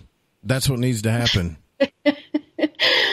Well, I'm glad that you're standing with me in this. But yeah, so the anger that I've carried most of my life in regards to child molestation and the abuse of children and the use of our sexuality is really high. So when I'm talking about sex and astral projection and also love and intimacy, because we are going to go there, you guys, please stay around. I know it's late, but hang out with us because there is a beautiful story and a beautiful path to emerge from this. But we do need to honor and respect these dark places. And I think that's why it's being exposed, because it needs to, the hold it's had, and for so long through so many generations, it's being dislodged, and we're winning, and it's coming to light. Like, it can't hide anymore. And the more people that see it, the less power it has, and the more ability that we have, and the choice gets restored for each one of us individually of how we're going to be contributing and feeding that energy, or how we're going to really cut it off and say no to all those astral entities. They feed off us when we get high, when we drink, when we make really stupid choices, when you're, watching or listening to music or movies or productions that are made with those energetic encodements of those parasites. They connect to you and they feed off you. And, just to swing back to astral sex, a lot of people dabbling in the mystical arts, they think astral projection is really fun. Well, the first thing that normally happens is some entity has sex with them, because that's going to make them addicted. The sex in the astral realm is very intense. It's way more intimate than most people have experienced in the physical realm. And they get a high, right? It's a high. So yeah, Robert Monroe specifically notated this in his journal and Journals Out of the Body, his experiences with it. Yeah, it's the way that, they will hook us where our weak points are. And for most of us, our weak spots are in our sexual attraction, in our desires, in our unmet needs. And so if we have a weakness, which we all do, so no shame there, just honor it. Know what your weakness is. And when that thing shows up and is tantalizing you, question it. So in the astral realm, when you're being approached by a sexual being, ask for their identification, the true self to be shown, who's behind it. Because a lot of astral beings use the image of the projection that you want, but who they are underneath that is maybe some grotesque being or some thought form or some other person who is just manipulating you to like show you a face of, like, say you really liked Elvira, right? So that entity was showing itself to you as Elvira. But if you asked to see its true nature and to expose itself, you're kind of like a policeman. Hey, show me your ID and your identification. What would it look like? Would it be ugly, or? It could be, but it could be another person. It could be somebody trying to fool you. And I think it's important that you know how to ask. Who are you? Show yourself to me. Show your true self to me. Is that all I have to say? Yeah. And you need to command it. And then if they're, sometimes I just rip off the mask. But some people, when you're in the astral realm, and for me, my training was dealing with other powerful humans who use the astral realm to manipulate. So powerful leaders like satanic worshipers or other spiritual gurus. There's different shamans that I've met who use the astral realm to kind of compete with my skills. Like, oh, can you see me here? Oh, well, I can do this, and I'm going to manipulate this way, or I'm going to cast this energy on you and see how you're going to deal with it. There's all of these like warfare games in the psychic realms, and the astral plane can be a very dangerous and treacherous place. So people think like, oh, because it's in my imagination, therefore, I'm not going to get sick, or I'm not going to get hurt, or I can have sex with whoever I fantasize about. Well, honestly, that's not true. I mean, you can get extremely hurt in the astral realm. It's not the same pain as you would experience in the physical realm, but it'll show up as like severe depression, more anxiety, autoimmune issues, paranoia, schizophrenia, all kinds of. Yeah, that sounds intense. Just listen, I've got some major concerns about some of the stuff you just said. Really not sure if I can say it on the air or not. So we need to go into a break anyways, but we need you guys to listen up, because this might actually be super important information in our journey into this truth search about the mysteries and stuff. Man, anyways, we'll be right back.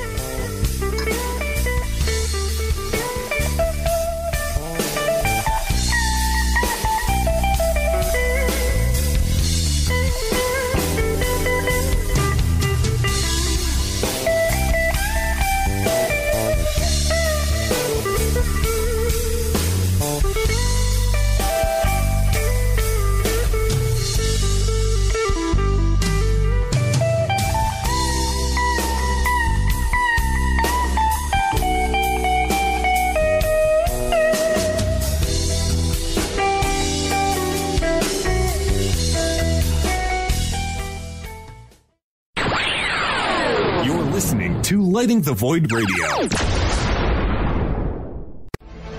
This is Rev Dan Lopez from Spiritual Warrior Today Radio, and you're listening to KTLK, The Fringe FM.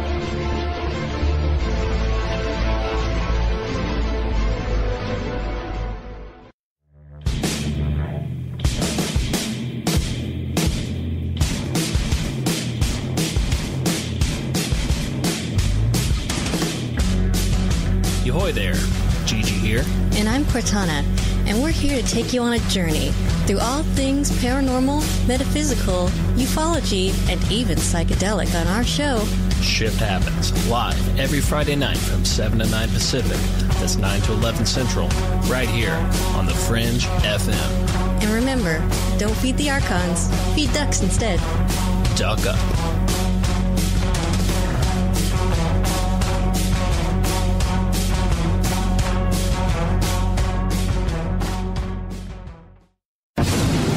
In the beginning, God created the heavens and the earth, and it was good. Then God created man, and it wasn't bad. But the masses were asses. They were lost. They had no guidance. So God sat and thought about it. And he created the Exum Experience. And God sent forth Alex to entertain the people of Israel, the Canaanites, the Palestinians, and the douchebags.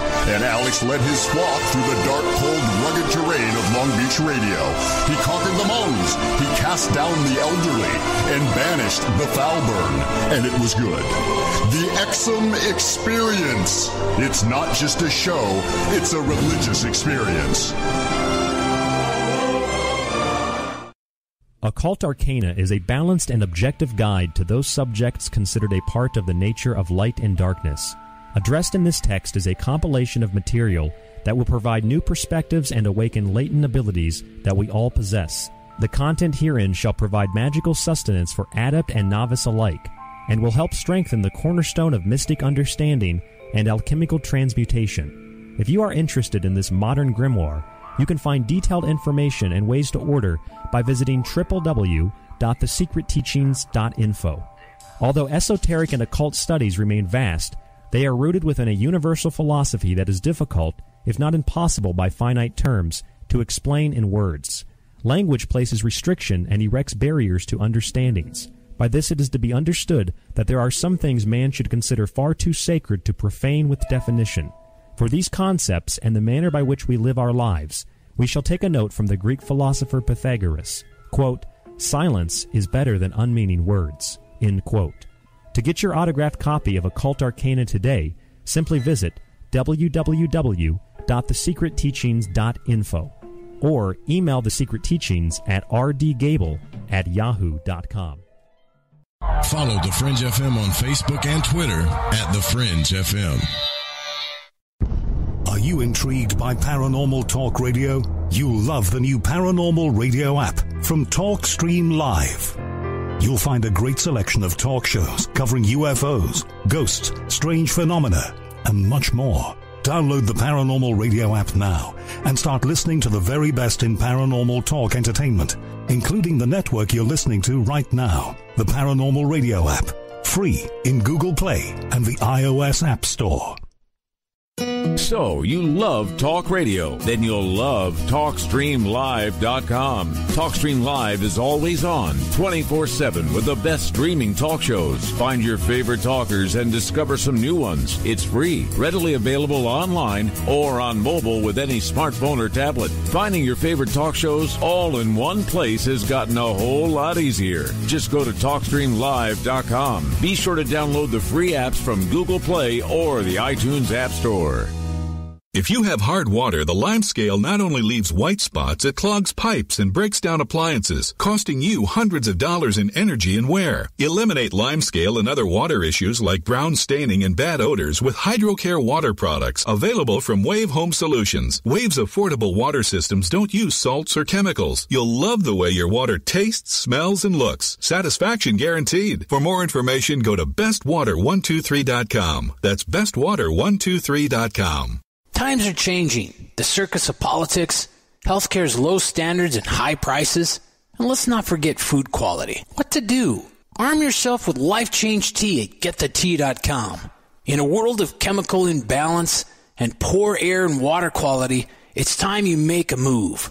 Log on to GetTheTea.com and stock up on organic non-GMO supplements. Don't forget the tea. Cleansing your body never felt so good. And we have a brand new tea called Takedown Tea, which helps support healthy glucose. All natural body support so you can be at your best, naturally. All you have to do is log on to GetTheTea.com. That's GetTheTea.com. We're not a fad that comes and goes. We are the real deal.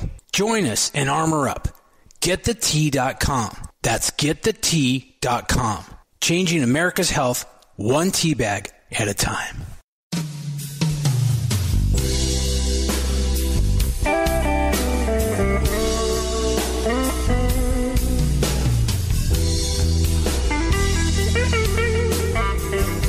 Welcome back to Lighting the Void. I'm your host, Joe Root. We are here with Amelía Aeon Karris, a wonderful person.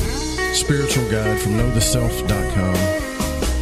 And we've been discussing the astral realm, love, intimacy, what's really going on in spiritual warfare. The truth, at least, I mean, I say it's the truth. I can't document it as truth, but I trust Amelia. And I don't trust a lot of people, but I do. I want you to know that too, Amelia, that I trust you. And I don't trust a lot of people, but when you tell me stories about children that are getting hurt like this, and you know who's doing it, and you've seen who's done it, and I'm sure you're afraid to even talk about it because, I mean, we're probably talking about powerful people that no matter what you say, they could probably do whatever they want to in the media, and they could probably get to you if they want to. But at the same time, I feel that it's really important to protect children, women, children, animals, things that cannot defend themselves. Anytime I find out the stuff that they're being hurt, it bothers me. And children especially.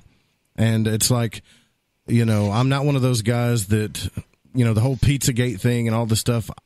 When there's no definitive proof about something, I don't go down that rabbit hole. But now,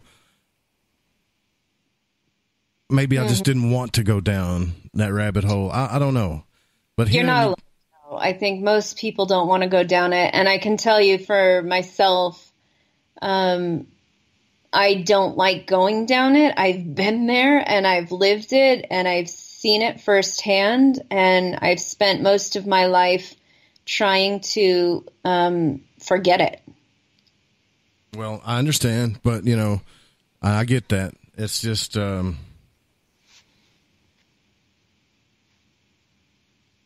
I think, with the awakening process, and everyone who's listening, I imagine, is wanting to lift into higher levels of consciousness and really stand in the light. And in order to do that, we have to know our own shadow. We have to eradicate the darkness that we've invited into our life, or that's living within us. We have to know both sides, because we're living in a polarized dual dimension. The third and fourth dimensions are all dualistic. When we reach up to the fifth dimension, where love reigns supreme, we enter unity and oneness, and that's this ascension process, and what we're all sort of being activated towards. And there's a lot of healing coming onto the planet because these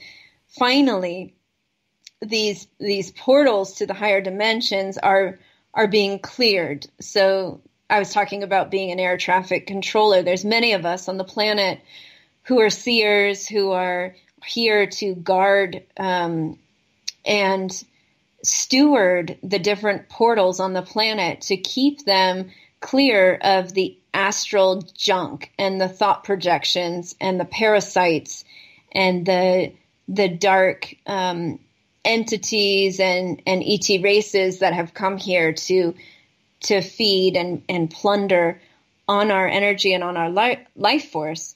So as we reclaim our sexuality and clear and heal and purify our sexuality, we're able to access higher levels of consciousness. And I think that's really what's needed. And so, nobody wants to think about these terrible things I'm talking about. No, and this has not only happened to me. This has happened to my other host, Ryan Gable, who's on the Secret Teachings, where he's tried to bring up this because he feels like, as a broadcaster, as a human, as a person, as somebody that cares, as a community, everybody talks a big game about protection, but you actually bring up the truth about children being hurt and, you're killing my buzz, Well, yeah, you don't want to mess with people's pornography or their money, right? And both of those, and their sexual secrets, their financial secrets, all feed shame and the toxicity and the guilt, and that parasite feeds off of it. So when we can at least get really radically honest with ourselves and smoke out the shame and the guilt the distortions and the perversions, and really understand our own transparency, we activate our light body and we start healing our morphogenetic field, that container around our body that keeps us safe. And when we can do that, well, then we're fulfilling our spiritual mission, and we're able to really bring our gifts out and when we stand in our sovereign nature, our mere presence of our light body activated, it resets the game for anyone who comes in contact with that. So I'm going to make this last statement and then we'll move on from this. I know it was incredibly hard for you to speak about what you saw and what you experienced, and I know that that's always there. So I commend you for your bravery. But what I'm asking you to do is, if you can find the courage to do something about it, to document it, to go to a journalist that's trusted or somebody that you know to out these people, then do it. Either way, I'm behind you. You know that. And I think more people should get behind people that cry out like that. But when I say cry out, I mean in the way that you're doing. So I appreciate you coming forth with that. But since you are a spiritual guide, and I know that we are in a realm of polarity. Yeah. And you say love is winning. How do we keep that going? Yeah. Okay. I just want to back up for 1 second about speaking out. This is something I haven't been willing to talk about. So clearly my own bravery and courage has increased thanks to the many healers, and particularly one who's listening, who's supported me a lot. So I just want to give a shout out. That person knows exactly who he is. But for all the people who've helped me on my journey to really heal these aspects in me that have, having had a lot of sexual and ritual abuse, and having seen it and grown up around it and being exposed to it, it has been a challenge to overcome. So, I had to be celibate for 5 years, and I was a very sexually active in my 20s, where, I loved sex, never wanted to give it up, but then everybody in their 20s was like that. Right. Yeah. And I found this out in my 30s. So most of my 30s, or a big portion of my 30s, I was abstinent and in deep, deep healing work. And I'm in my mid 40s now, and I've come a long ways. Like I've learned a lot through the process, and those lovers who I've had who've helped me to really go into these dark places, because my sexuality now is very different. Knowing what I know and seeing what I see, and having access to my whole system and all those places where things hide. So I've had to move through, all the distortions and the perversions. And I'm not saying I'm 100% clear of them, but I've definitely come a very long way on my process. So I know this is not easy work for people. This isn't something people are kind of willing to do. Most people I know would rather be abstinent or have meaningless sex or just be addicted to porn than to do the work to clear their sexual energy. So whoever is doing the work and who is really digesting their past and the thing, and really looking at those hidden memories and fleshing out those secrets, thank you. Because the more you do it, and each one of us does that, the more we open this portal for everyone else. So I want to say, it's really important. And yes, a lot of people are still being abused. A lot of children are being hurt. Yes, there are people I know who are still alive, who are still doing it. And I don't know how to stop them. This one person I know is extremely wealthy, one of the wealthiest people in the world. And I know him personally. he scares the living hell out of me. Being in his presence, he's extremely manipulative and tries to control everyone, and most of the time can, and he could not control or manipulate me, and it made him very, very angry. So a lot of my life I've spent running from these perpetrators, or getting out of their grasp, or getting out of their awareness, because once they know, I know, the game changes when they can't manipulate you. So for everyone listening, please, please know how to activate your sovereign nature. That's why I open the mystery school. That's why I give it for free in the video. You can get it from my website. You get it when you sign up for my newsletter. You can learn about it in my book, Synchronicity. I teach it to anyone who will listen, because this is my way of compensating for their disgusting nature, for this behavior that has manipulated our fields. So the way I'm going about it isn't to go and attack and take down that one person I know who's still doing this in a big way, I won't even go there. But to teach people how not to be under their spell, how to disengage from the program altogether. So that's why I'm speaking about this tonight. I just want to make that really clear.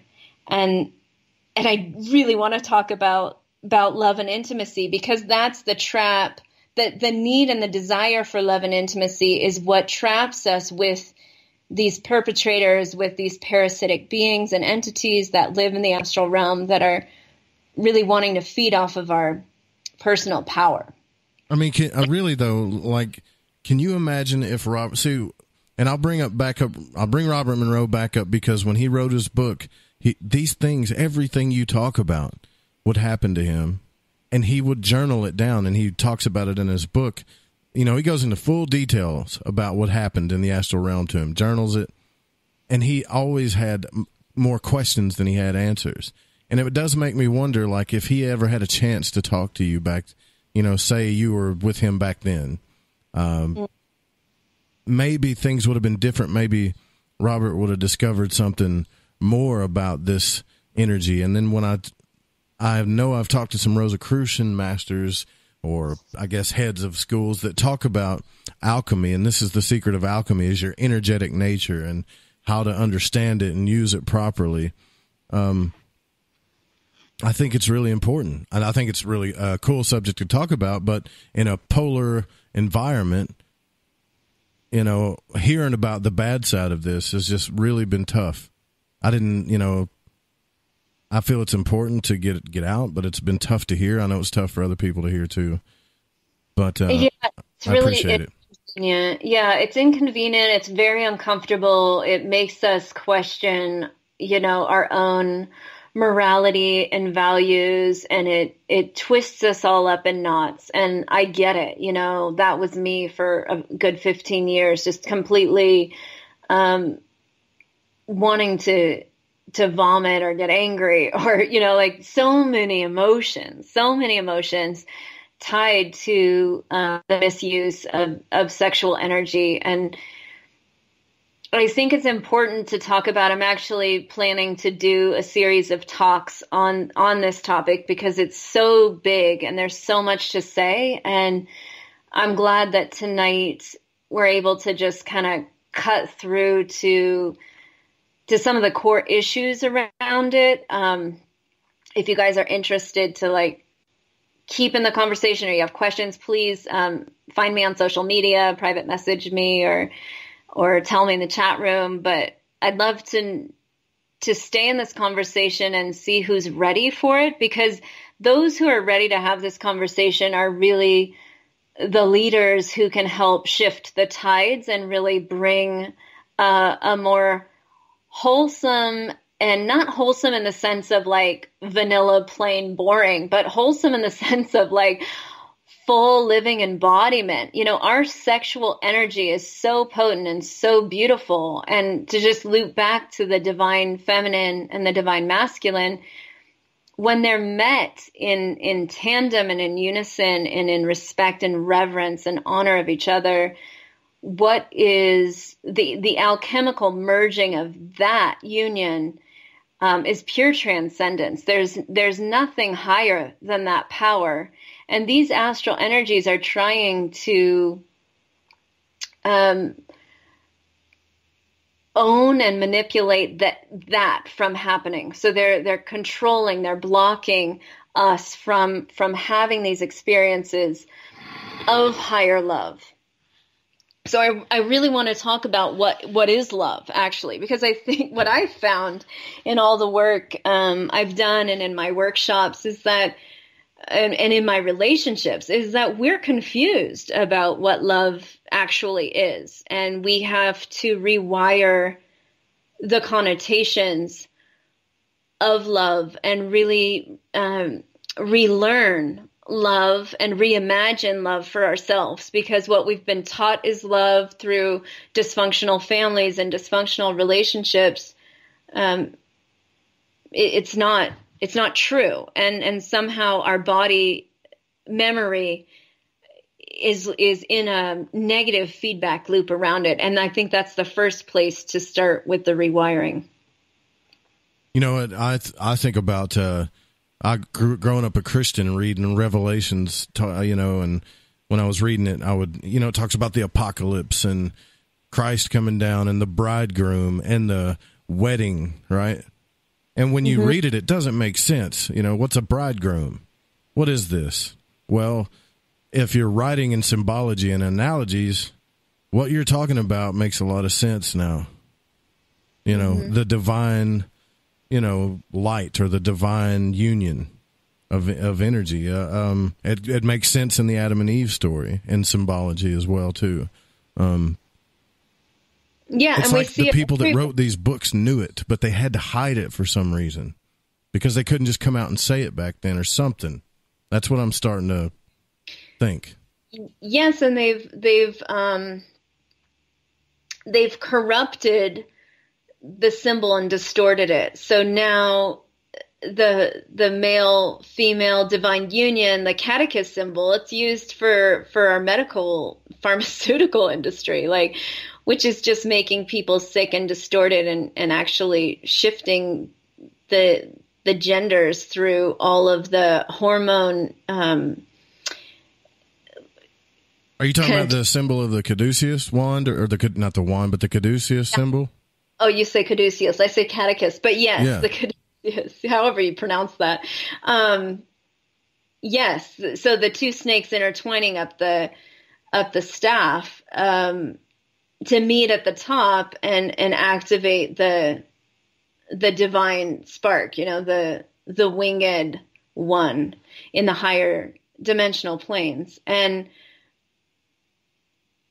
that symbol has been taken out of its context and used for something that is doing the opposite. It's like a hormone blocker. It's changing our polarities. It's, our pharmaceutical industry and the medical industry is doing nothing to help us with divine union. It's actually distorting it by drugging us up and confusing our internal wisdom. Well, why I said wand? I was thinking wand because in the Golden Dawn, they actually have a wand called the caduceus wand. But I understand the symbol. See, I'm starting to kind of understand this a little bit, and now that I understand, this makes simple. I mean, it makes so much sense with the pillars and all of the polarity that they show you. And when we think polarity, a lot of people think, oh, positive and negative. Well, I guess on a higher level or a more understanding level, or maybe a more divine level, would be male and female energy, which I've had some occultists and mystics come on the show and tell me that is the biggest secret, that we're actually living inside of one giant, union of that right now. Mm-hmm. And it is everything. It's true love, and this is starting to actually make a little sense to me, is what I'm saying. So I know you talk about the divine feminine and stuff, but what about men? Like, you know, we have men that are super masculine. We've got men that are super feminine. We've got men, all kinds of, I mean, what do we do? How do we approach our own energies? Because men are struggling with this stuff as well, too, you know? Yeah, for sure. Men are struggling a lot right now. And, you know, I think what's happened is like the females to compensate and deal with the suppression of the feminine have become very masculine. Like we've gone into the workforce, you know, we've gone into equal rights and the whole feminism movement, which has really made females more masculine, and it's made men more feminine in the sense that, you know, they're growing their hair long. You know, you see this whole hippie movement of men just wanting to be flowy and the stay-at-home dads, and, you know, all the roles are getting reversed, right? Everything's getting shifted around because we're out of balance. And what I see, you know, everything when it's out of balance, it has to swing to the polar opposite level. So like, you know, if we've been abstinent for a long time, then we might all of a sudden jump out and get crazy with our sexuality and just be very promiscuous. So that's a very common pendulum swing. So a lot of people have these pendulum swings because we're seeking balance. So we need to know the extremes. And I think collectively, the masculine and feminine is finding those extremes to the point where, you know, the whole transgender phenomena that's happening and people really exploring these extremes, right? And there's nothing wrong with any of this. I think it's all a natural unfoldment of energy having to fulfill itself. So, you know, when you put a pendulum in motion, it has to swing until it finds balance, right? And it's going to fly back and forth, and the swing as it goes is going to weaken and get lesser and lesser, and unless someone is on the outside of the pendulum sort of pushing it or injecting another, you know, polarized swing, right? So we're having that, we're seeing that energetically. And I feel that we're coming to a point where there's enough wisdom on the planet, there's enough secrets that have been revealed that restore balance, but we're still in motion. The old system still has to complete itself. The energy still has to move into fulfillment. So that's still playing out, and that's going to play out within each one of us in a different way. Like, you know, for some men that might be, you know, being really stoic for a lot of years and then being hyper emotional for a number of years before they find a balance between the two. Same with females. They might, you know, not, you know, want to play the mother role and then want to be the provider. It plays out in a lot of different aspects of our life. Well, I'll tell you what, we've you know, we're having a good conversation when we go into the break, when we go over. That's when you know you're doing something right. Okay. But we do got to take a break. I will, since we're in the last part of the show, I promise you we're going to get to your questions. I'm getting some other questions coming in too. We're here with Amelía Aeon Karris from knowtheself.com, discussing intimacy, astral travel, and the war that's going on right now in the spiritual realms. We'll be right back.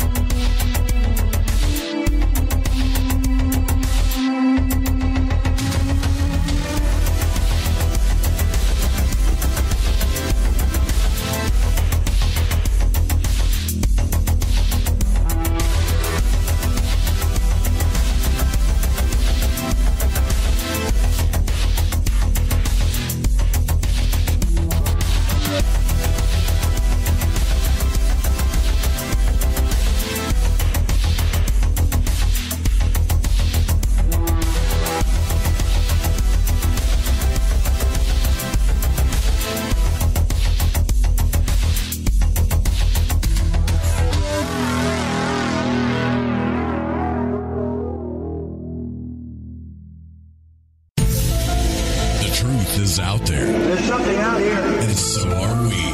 KTLK Digital Broadcasting, The Fringe FM. You're listening to Lighting the Void Radio. How you doing today, guys? This is Garrett Lee. And this is Randy Warner. From the Healers and Hellraisers podcast. A podcast about people. You're going to hear stories from the enlightening to the frightening. Told by those who lived it. Listen right here on the Fringe FM. Wednesdays at 5 p.m. Pacific, 8 p.m. Eastern. And on the Fringe Free-For-All, right here on the Fringe FM. Does your basement or crawl space have a damp, musty smell? Well, watch out! That's a sign of too much moisture and not enough ventilation. And that can mean increased mold growth and the buildup of harmful toxins and gases. Don't bother with a dehumidifier. It just circulates the same unhealthy air. Now there's a better way to remove these dangers and odors. It's with the computerized Wave Moisture Control Unit that reduces moisture and expels pollutants. We replaced our old dehumidifier with the Wave unit, and in only 3 weeks, our basement is dry and the musty smell is gone. Wave units require no maintenance, no buckets of water or filters, and costs only pennies a day to run. Breathe better, live healthier with an affordable, no-maintenance Wave unit. Call 888-717-WAVE, 888-717-WAVE, or visit dryhealthyhome.com. Dryhealthyhome.com. Ride the wave. Wave Home Solutions for a healthy, comfortable home. Who were the real ancient Egyptians? What is it about ancient Egypt that captivates us all? The critically acclaimed series Magical Egypt is back with all new episodes. Let Chance Gardner and company take you on another adventure through Magical Egypt in the new series Magical Egypt 2. Magical Egypt 2 attempts a forensic reconstruction of the science of the ancients through a study of ancient aesthetics. Also, the best researchers and authors in the field like John Anthony West, Graham Hancock, Laird Scranton, Robert Bouval, Lon Duquette, Aaron Cheek, and more join together to explore the topics of the esoteric and the hidden messages of the ancient Egyptians. Just go to magicalegypt.com right now and put in the code word FRINGE and get 10% off any download or order, including the groundbreaking original Magical Egypt series, as well as the new episodes in Magical Egypt 2. Also, check out the great work and the companion series at magicalegypt.com. Click the banner on the Fringe FM or go to magicalegypt.com and use the code word FRINGE and get 10% off your order today while it lasts. Hey, Fringe FM listeners. Did you know that when you're on the road with limited data or no Wi-Fi available, you can still listen to every minute of the Fringe FM by calling 701-719-3971. No smartphone, app, or internet needed. Saves your data plan and no extra cost if you have unlimited minutes. Call 701-719-3971. That's 701-719-3971. Listen to the Fringe FM on any phone, anytime, anywhere. Follow The Fringe FM on Facebook and Twitter at The Fringe FM. The Fringe FM loves hearing from you. Have a suggestion, comment, or question? We're all ears. Email talkback@thefringe.fm.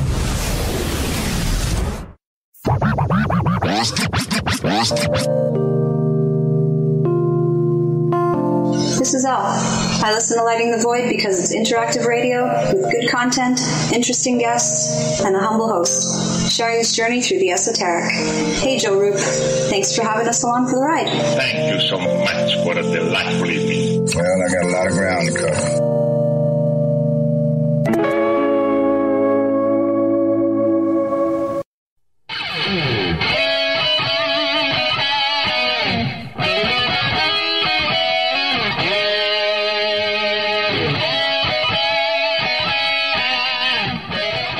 Welcome back to Lighting the Void. If you guys want to ask questions, now's the time. We're going to keep the phones off the hook, though, because this information, we only got a limited amount of time to talk about what Amelia wants to talk about. So, but you can drop the questions in the Spreaker chat and or the other chat room as well, and we'll get right to it. Now, I want to say that you guys know, that I'm real scared when it comes to who's deceiving me and who's not. And I've had Amelia on the show quite a few times now, and here's why. I truly believe, and I mean everything I say when I say this, I truly believe that Amelia is an actual spiritual warrior, not somebody that's trying to just sell you a package. You know, this is what she does for a living, but, you know, we have to be in the real world too. But I really believe that she's one of a kind, and she's here for a purpose. And the more I talk to you, Amelia, the more I believe this. And I just got to say thank you for what you do. I really appreciate it. I've got a question for me that I kind of want to know too, and this is actually from one of our hosts on the network, Ryan Gable, and he wants to know, when it comes to pleasing your partner, and this is whether I'm astral realm, out of body, whatever, physical realm, regardless, but when it comes to pleasing your partner rather than just pure personal gratification, is there a balance there? And he wants to know, does that question make sense? And I have the same exact question. Is there a balance there? You know, the give and take and type thing. Yeah, well, I think we've just moved into such a selfish, self-centered sexual experience that people have forgotten how to truly tune in to each other, and we don't know how to worship the beauty and the pleasure in another. So what I find is a lot of people are more obsessed about their own kind of sexual experience than that of their partners. So I think to have a truly healthy relationship, that has to be, both partners have to really enjoy the other's pleasure as much as their own pleasure. What about on a spiritual level, though? Does that matter? Difference? What do you mean? Well, does it matter? I mean, like, does it matter on a spiritual level? Like, well, I think I'm not exactly sure the difference between, I mean, sexuality to me is spiritual because, like I said earlier, the orgasm exists in the cosmic realms, in the astral realm. Like, we are piercing through, when we come into sexual union, we're piercing dimensions. That's why we love the orgasm. That's why we feel so connected to the person that we choose to come into union with. We are literally merging energies and piercing through time and space. And so some people who are really sensitive and they're with, you know, if they're awake in their spiritual nature and they're with another awake person, they're going to have a lot of astral experiences with their partner. They're going to experience other dimensions together. They're going to experience past life memories together. That's really common for two people to experience who are having levels of awakening happening. What's going on and sort of the sadness that I see in most sexuality that's projected onto the largest population is that it's very self-centered. Like, everybody is so focused on getting their needs met, or someone who has no idea about their own pleasure senses in their body and is just worried about performance and worried about if they can please their partner. So typically it's, not always, but generally speaking, it's women who are the pleasers and men who are kind of the self-absorbed takers. But often you'll find men too that are not so interested in pleasing themselves, like they have performance anxiety, and so they will focus completely on the female's energy because they can't control their own energy. And what I think is really needed to have a fulfilled sexual experience is for both people to know love in their body, to have a practice of love with themselves and know their own sensory experience of love and have it grounded in their body. Otherwise, what's happening when two people come together that haven't healed their sexuality or don't have a sense of love in their body, they're just swapping programs back and forth. Gotcha. So you kind of answered that in the beginning, like, hey, when we perform this act, we're already tapping into our spiritual selves. So, you know, it kind of is also revealing while you're, you know, performing the act. I get what you're saying. Yeah, I really do. Yeah. So a lot of people are, you know, craving. We all have a primal need for touch and intimacy and love. It's a need that everyone shares, and it is it's energy that sustains us. We need it for our sustenance. We need love, connection, and intimacy in order to thrive, and to add into that, you know, healthy sexual relation. Well, if we have all of that, we are going to, nothing can stop us. We're so powerful. But look around. Who has that? You know, very, very, very few people are experiencing true love, true intimacy, true connection, and true sacred sexual union, because it's been infiltrated. So we need to really take back our power, friends, and like call in the love and really know what love actually is. If you don't know what it is, I can guarantee that you are attaching love to something that it's not, and therefore perpetuating these astral entities and negative thought forms to run your life. So I would love, you know, the chat room's open, and I'm sorry, I see a lot of comments flying by and I can't read them while I'm talking, but most of them are out of taste. I wouldn't really worry about it. There's some good ones in there. I'm sure there's a few good ones in there. But if you want to write in, those who are in the speaker room, you know, what is love to you? When you hear love, and I'll just ask you, Joe, since I have you live, like, I want you to just, like, everyone, take a moment, close your eyes, take a deep breath, and imagine what love feels like.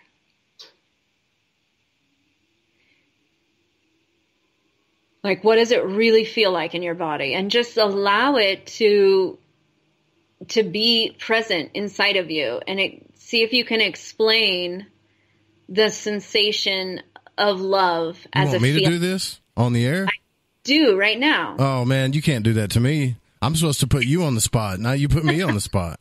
That's not how this works. Make you blush. Well, someone in the chat room will do it. No, I'll do it. I'll do it. There we go. I knew you were brave. So you want me to take a deep breath in, and you want me to exhale, and you want me to imagine love? I want you to just, close your eyes, and everyone join in, Joe, because we're going to have a great group connected experience right now. So everyone listening, taking a deep breath, letting go of any stress or concerns.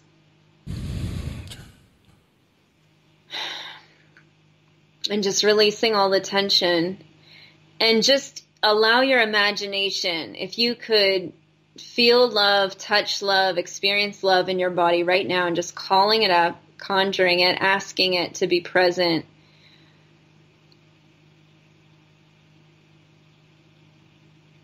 Pure love, the energy of love. What does it feel like when it's in your body?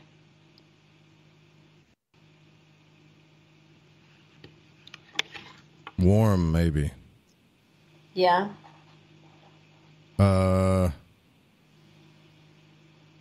Like maybe safe. Yes.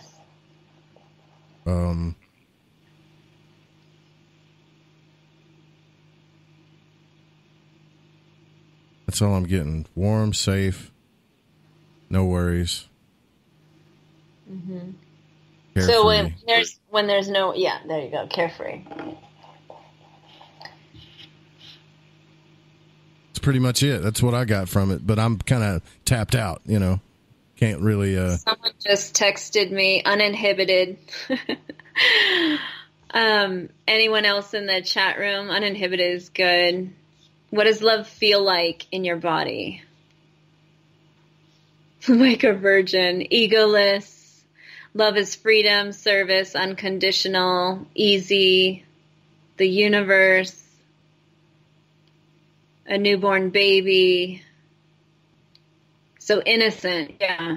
Beautiful. It feels to me like a hot tub, but with a pack of Skittles. So that would be warm and sweet. Yeah. Like I'm in a hot tub, but I also got some Skittles or maybe some Mike and Ike's. So when we have an addiction to sweets, it's because we're needing more love. I love Mike and Ike's. God, I love them. Somebody wrote in like a warm breeze on a cool night. Vast. Beautiful. So gooey. That's funny. Some other words that have been told to me or people have expressed is love is giving, love is source energy, love is peace, love is joy, love is unity, love is protection. Right? So if that's not love, that's desire. How do you know? Who said that? Yeah, well, I'm just saying, like, is love different to everybody? Can it not feel warm and sweet to me, or does it have to be a negative thing? Look, hot tub, Mike and Ike's feels good. I'm just trying to relate what I'm feeling here. I think warm and sweet is perfect, and I think love is warm and sweet. And so let's just see the opposite, like what love is not.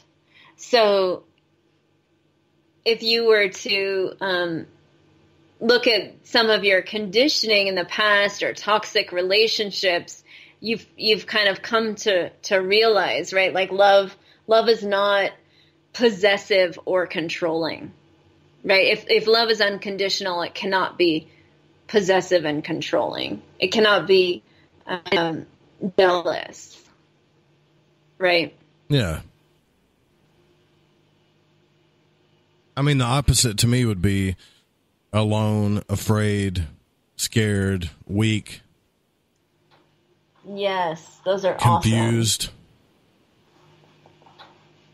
Not knowing, yeah, I mean, it's not fun to think about, but I have felt all those things too, though. Yes. So that's perfect, Joe. Thank you for saying that. Love is not being alone or afraid or scared or weak or confused. Because when love is present, those things aren't there. So when we're in toxic relationships, we're taught and wired that often, like possessiveness and jealousy is coming from a place of love. And it's tricky, right? Because we want to feel loved and cared for, but I am not promoting polyamory, so please do not misunderstand what I'm saying. For those of you that polyamory is your way, that's awesome. But I think that love is not obsessive, right? It's not. Love is a very pure energy in the universe, and it's the most powerful energy in the universe, and it is a master healer. So love heals everything. It heals all of our fears, our wounds, our traumas, our discordance. Love is a miracle, and we're all craving love. We need love to survive, and the love has been sucked and siphoned out of our atmosphere very purposefully. And the thing is, the illusion is that we can't access it. But the truth is that we are love. We're love generators. We are balls of bliss when we're in our sovereign nature. So if we can reclaim our sovereignty and reclaim our spiritual essence that just happens to be having a physical experience, then we can restore love.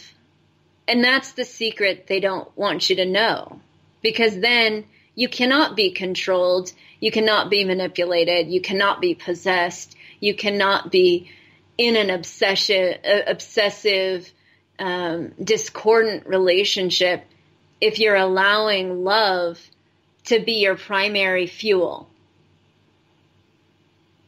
And people have completely forgotten it. They've gone so far away from their original nature. And that's why I open the school, and that's why I do all the work I do. It's, please, people, if you take anything away from this conversation, just remember, love is in you.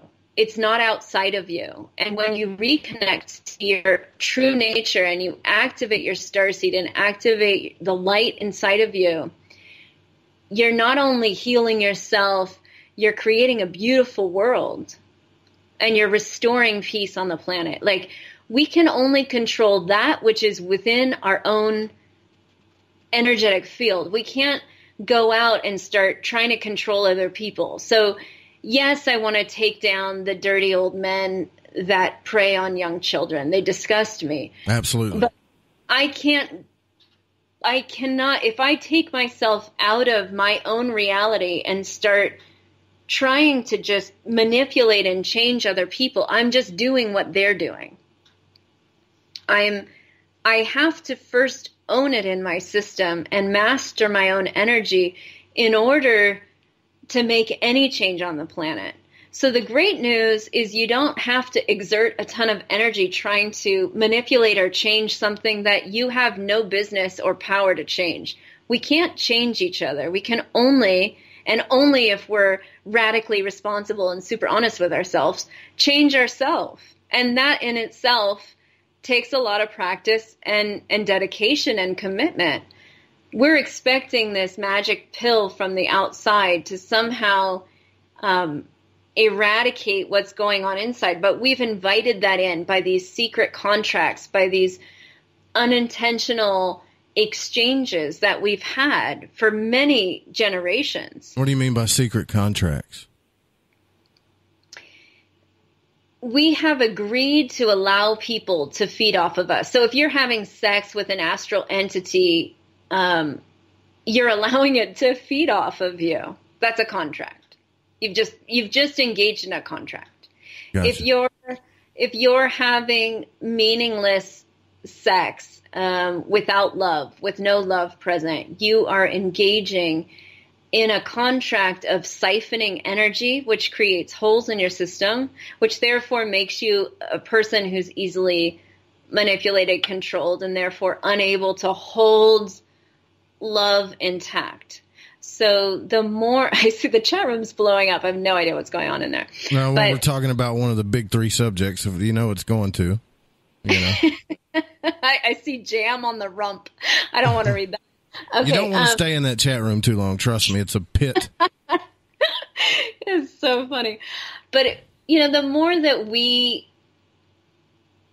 reclaim love and love being our original nature, we come back to our innocence, we restore our field, then we also restore our wholeness. So we're not walking around as wounded, traumatic victims or, nasty perpetrators, but we're coming into divine union within ourselves. And therefore, we start creating a world that is full of abundance of love and luxuries of love and beauty and art. And that is the divine feminine in its fullest expression, which we all love and adore, but somewhere on the line of time,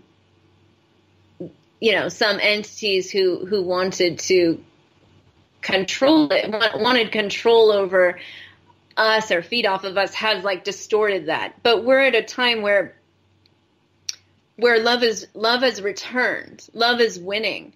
So the more you can call in your own nature of love, establish it, ground it in your system so that you're not being swayed and manipulated by all of these things coming at you. Because believe me, the darkness will use every weakness you have, and this astral energies, anyone who's interested in, or seeing ghosts or astral entities, they are going to be tested, very tested at where their weaknesses are. So if you're getting really aroused on the astral plane, and it's really easy to do, that can easily distort your field and put you off balance and kind of create an obsession or a feeding frenzy of energy moving out of your system into someone else's system. Well, this has been a very revealing discussion so far. I think it makes a lot of sense. A lot of this stuff makes sense, but I do want to say too that as far as being tested, we are trying to seek out the truth here, and there are a lot of stories going around. I heard you mention Starseed and maybe even Ascension, and it's, there's some stories out there that are just, like this one, I'm sure is hard to believe for some people, but I've had my own experience. But then, are some of the people that are speaking about Ascension and Starseeds, and they met this entity, and this entity said this or that, how do we know that they're passing the tests? How do we know that they're not being fooled and they're just leading this mass movement of something crazy, Yeah, we need to develop our own internal navigation system, and that's something that I teach in the mystery school, because I think if we don't know our own discernment and we don't know how to assess the differences between truth and illusion, then we're going to be taken on a really wild ride. So you have to define your values. You have to understand your weaknesses very clearly, your limitations, and learn to develop trust in yourself first and foremost. And hopefully you'll have some trusted guides and mentors, but it's really hard to find trusted guides and mentors. I know for myself that was, having the people who are supposed to protect me be my biggest perpetrators. Obviously it developed a lot of distrust in my system. And I've worked with different spiritual leaders, and watched a lot of people in authority also in the business world. I've seen a lot of really twisted misuse of power. And so, my ability to trust and my levels of discernment and have been very heightened throughout my life. And that's why I feel it's really important to activate people's internal navigation. So if something, you trust your intuition. If something sounds like horse crap, you're like, well, my gut's telling me that this is total BS. You need to kind of listen to that. You need to listen to yourself, and you also need to question how you know what you know and where you know what you don't know. Like, be honest about what you don't know. A lot of people just get limited or afraid of what they don't know. And so they kind of cap it. Well, this is the truth because, like Bible bumpers, right.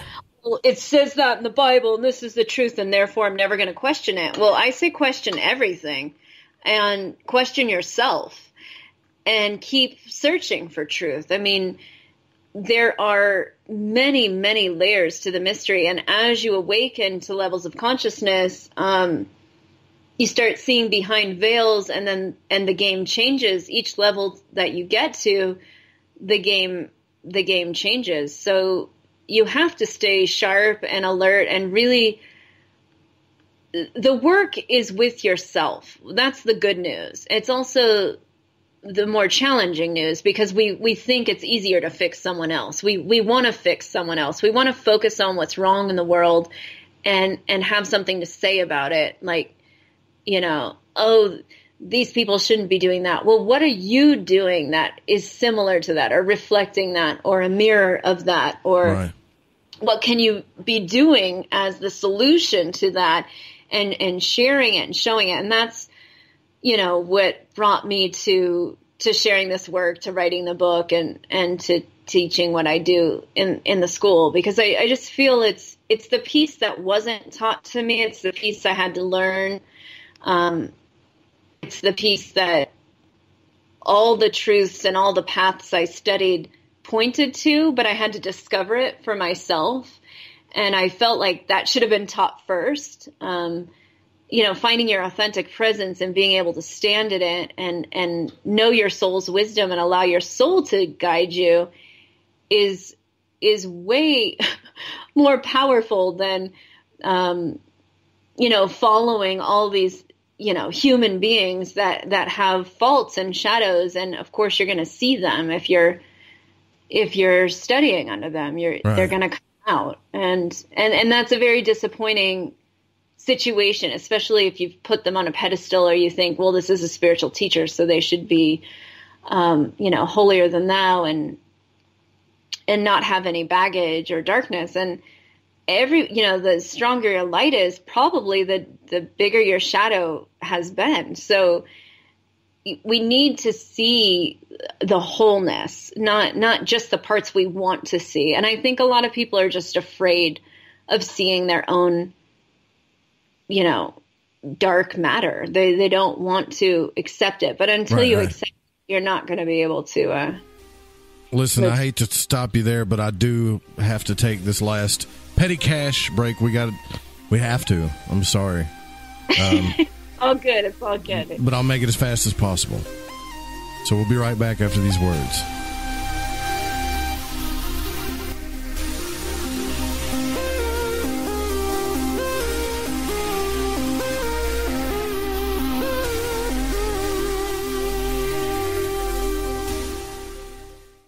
This is Cortana from Shift Happens, telling you to pour a glass and park your ass, because you're listening to KTLK, The Fringe FM. Shithead. You're listening to Lighting the Void Radio. Do you want to lose weight but have no idea where to begin? The Fast Start Diet, a 3-day weight loss plan, is the answer. 3 days of nutritionally balanced, calorie-restricted meals delivered right to your door. No shopping, no measuring, and no cooking. Everything is prepared for you and ready to eat at home or on the go. The Fast Start Diet has all the amazing benefits of intermittent fasting without starving. We've helped thousands of people who have struggled to reach their weight loss goals. Isn't it time we helped you? With the Fast Start Diet, you'll lose weight and feel great. Find us on Amazon or go to faststartdiet.com and use promo code TALK to get $10 off your first box. As a special bonus, we'll include our #1 rated Lipo3 appetite suppressant spray free with your order. Whatever your diet plans are, start with us at faststartdiet.com. So, you love talk radio? Then you'll love TalkStreamLive.com. TalkStream Live is always on, 24/7 with the best streaming talk shows. Find your favorite talkers and discover some new ones. It's free, readily available online or on mobile with any smartphone or tablet. Finding your favorite talk shows all in one place has gotten a whole lot easier. Just go to TalkStreamLive.com. Be sure to download the free apps from Google Play or the iTunes App Store. Want to know what's on The Fringe FM? Check out our schedule at thefringe.fm. Reclaim your active lifestyle with Angioprim. Angioprim is the original liquid oral chelation supplement. Chelation helps remove toxins, heavy metals, and cholesterol in your veins and arteries that can cause blockages. Scientific research proves the active ingredient in Angioprim has superior oral chelation action that helps promote cardiovascular health. Find out more. Go to angioprim.com. Talk to a trained consultant by calling Angioprim toll-free 877-882-7221. Are you intrigued by Paranormal Talk Radio? You'll love the new Paranormal Radio app from TalkStream Live. You'll find a great selection of talk shows covering UFOs, ghosts, strange phenomena, and much more. Download the Paranormal Radio app now and start listening to the very best in paranormal talk entertainment. including the network you're listening to right now, the Paranormal Radio app, free in Google Play and the iOS App Store.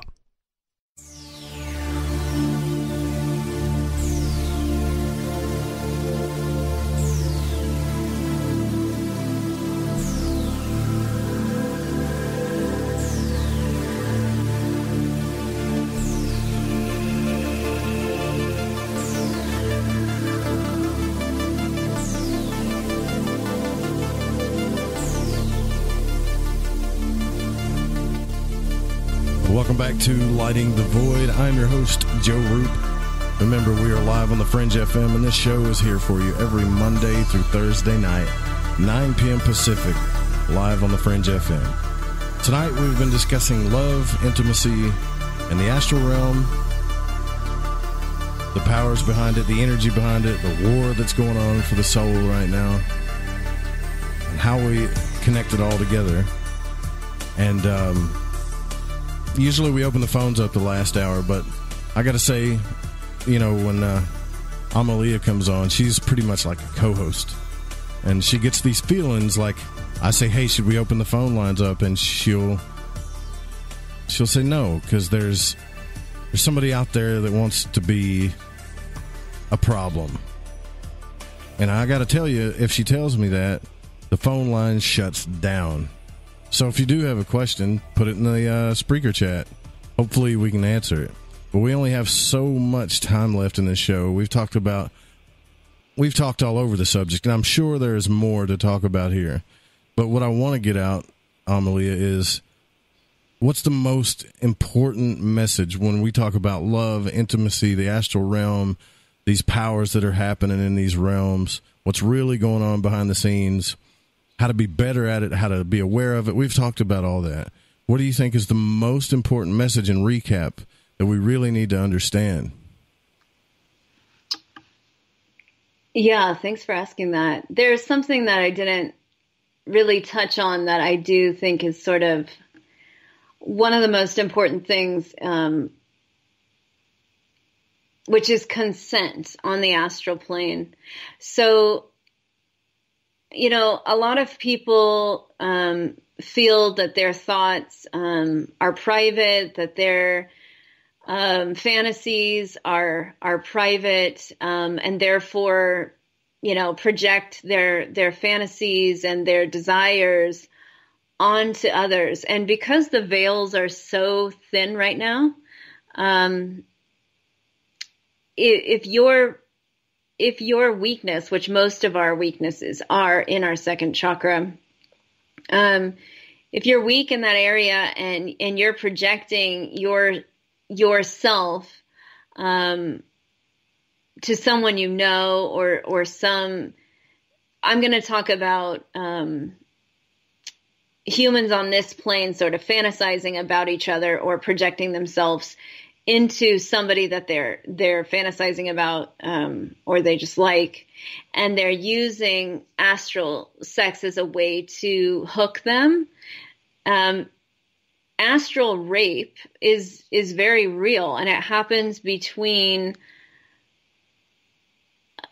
you know, friends and colleagues and unsuspecting parties. And I just think it's really important that we change this conversation from the Me Too conversation and everybody coming out about all of the dark manipulation of our sexual energy, and realize that we are consensual beings and we need to consent to things. So if you're that person who loves to project yourself somewhere and use your astral powers, because I know you're listening and I know there's people who do that for your own gratification, I want you to just check yourself and see, are you being used by an energy that's asking you to do that? Where's that energy coming from? And really connect to the vertical alignment, to the earth, to the source of life, to the central sun, so that you can come back into alignment with love. Because when we mix love with our sexuality, we enter the realm of sacred sexuality, of Whoa. That was weird. We lost Amelia. Oh, right when she was about to deliver the big message. Hold on just 1 second. Oops. That tends to happen sometimes. What were you about to say, That's Amelia, weird. that was so important? Go ahead. Keep going. You're good. I was saying that, can you hear me okay? Because now I'm on my phone. Yeah, it's a little low, but yeah, we can hear you. I was saying that when we reconnect to love and establish ourselves in love and establish ourselves as love, as a sovereign being, and connect with another in sacred sexuality, we're not only healing ourselves, but we're healing the world. We're opening into the new earth frequencies. So the most important thing I could leave you with is please heal your sexuality, look at your shadows, do the work, and remember that you are love, and return to that innocent, warm, giving, blissful, sweet, safe, carefree place of unity and protection that you reside in. Like, that is your birthright. And everything that's not love, the jealousy, the possession, the obsession, the feelings of being alone, those are illusions and energetic thought forms that have been projected onto you to take you away from your power. So we need to, when we're feeling those darker, unpleasant feelings, just return to our breath, return to our sovereign nature. If you don't know how to do that, please get my free video. Check out my website, knowtheself.com. They have a lot of resources there for you. And if you want to be trained and mentored in how to master your energy and really awaken your soul's wisdom and know what you're meant to do here on the planet, check out my mystery school. I give a 1-year guided mentorship for very small select groups. So if you're feeling called to that, please reach out to me. Okay. Thank you for that. And let me see if I can find a question here from Dawn, I believe. She has a question. And I believe her question was, I'm trying to find it. I'm scrolling down here in the Spreaker chat. How can we tell the difference? How do we know when we're having an experience like that, like a Kundalini experience or an astral travel experience? I'm trying to find it. Maybe she deleted it, but she asked it a couple of times. How do we know the difference? And I know we've talked about that a lot. She but just wrote it. She said, how can a person tell if they have an experience, if it's astral, lucid dreaming, or Kundalini? Right. So that's interesting. So the astral, so lucid dreaming is when you're awake in your dream, right? But you can have an astral experience. So lucid dreams are in the astral plane. And when you're dreaming and it's not lucid, you're also in the astral plane. We all sort of exist and have an existence in the astral plane. But a lot of people are experiencing the astral plane right now in a waking state where they're feeling ghosts or entities or people that they know standing beside them. A friend of mine had an interesting experience of me showing up astrally recently, where he was surfing and he was out waiting for a wave, sitting on a surfboard, and he said I just appeared sitting on a surfboard, and I was so real that he could touch me, but I was see-through. And we had a conversation, and he totally freaked out and called me and said, how did you do that? Now, I didn't consciously try to do that. I was thinking about him. I was talking about him at that exact time. We kind of figured out that the timing of that, and I hadn't spoken to him in like 6 months. So it was really random. So my thought projection projected my entire being onto his surfboard. And that's happened a number of times. So that is the astral projection. And the Kundalini is when energy rises from the base of your spine. It's very activating. You might go into tremors and shakes, but you feel the coiled serpent at the spine really lifting up through the spine, through all your chakras. There's a lot of I'm looking at the time. I realize I'm trying to speak really fast here because okay. that's a huge topic. Yeah, I know. It's okay. But you have covered a lot tonight, you know. We have. Yeah, you've covered a lot. But I'd love to talk more about that. So, yeah, that's another topic. But Kundalini is very different. It's our life force energy that rises, and having an awakening of Kundalini is very altering on the levels of consciousness. It awakens other ways of seeing, and it awakens us to our true potency. I think this is the first time I've ever imagined love on a radio show. And I think I'm going to save that for an audio clip later. A hot tub and a bag of Skittles. I'm going to put I'm going to put that on an audiogram and send it out. That's cute. So what are your plans? I mean, as for what you do, you like to take small groups of people, and do they become like your students or disciples, or do you just teach them what you know so that they can go out into the world and just have a better life? Yeah, definitely not disciples. Good. Okay, I was just making sure. No, I call myself a mentor and a teacher, but I'm really a spiritual guide. I'm helping them activate their sovereign nature so that they can remember and recall who they are and bring their gifts out. So it's a year-long intensive study. The next group starts in a month from now, and the registration closes on October 12th. But basically what we're doing is we meet every week for 2 hours and go through an activation on an energetic level, and we discuss things like we're discussing tonight, and move through all the stages that need to happen for you to really ground your energy and own it, so your inner guidance system switches on. So we go through what I call the apprenticeship of self-mastery, so you can really activate your gift, and that's the first 6 months. And the second 6 months is walking the path of spiritual leadership, becoming an adept, where you're giving your gift to the world and learning what you're here to do on the planet and how you can serve, and really bring that puzzle piece that you carry, the keys that you carry out into the world in service of humanity and service of love and restoring love on the planet. And I do want to, is it okay if I plug your book for you? Of course, please. Because, you know, like me, I'm stuck behind this in the studio most of the time. But, you know, I did say when you came on, when we talked about Mount Shasta, I did say that I'm making a goal to come out to Mount Shasta. I just want to make sure that I'm ready to do that. And when I say ready, I mean in a lot of different ways. Okay.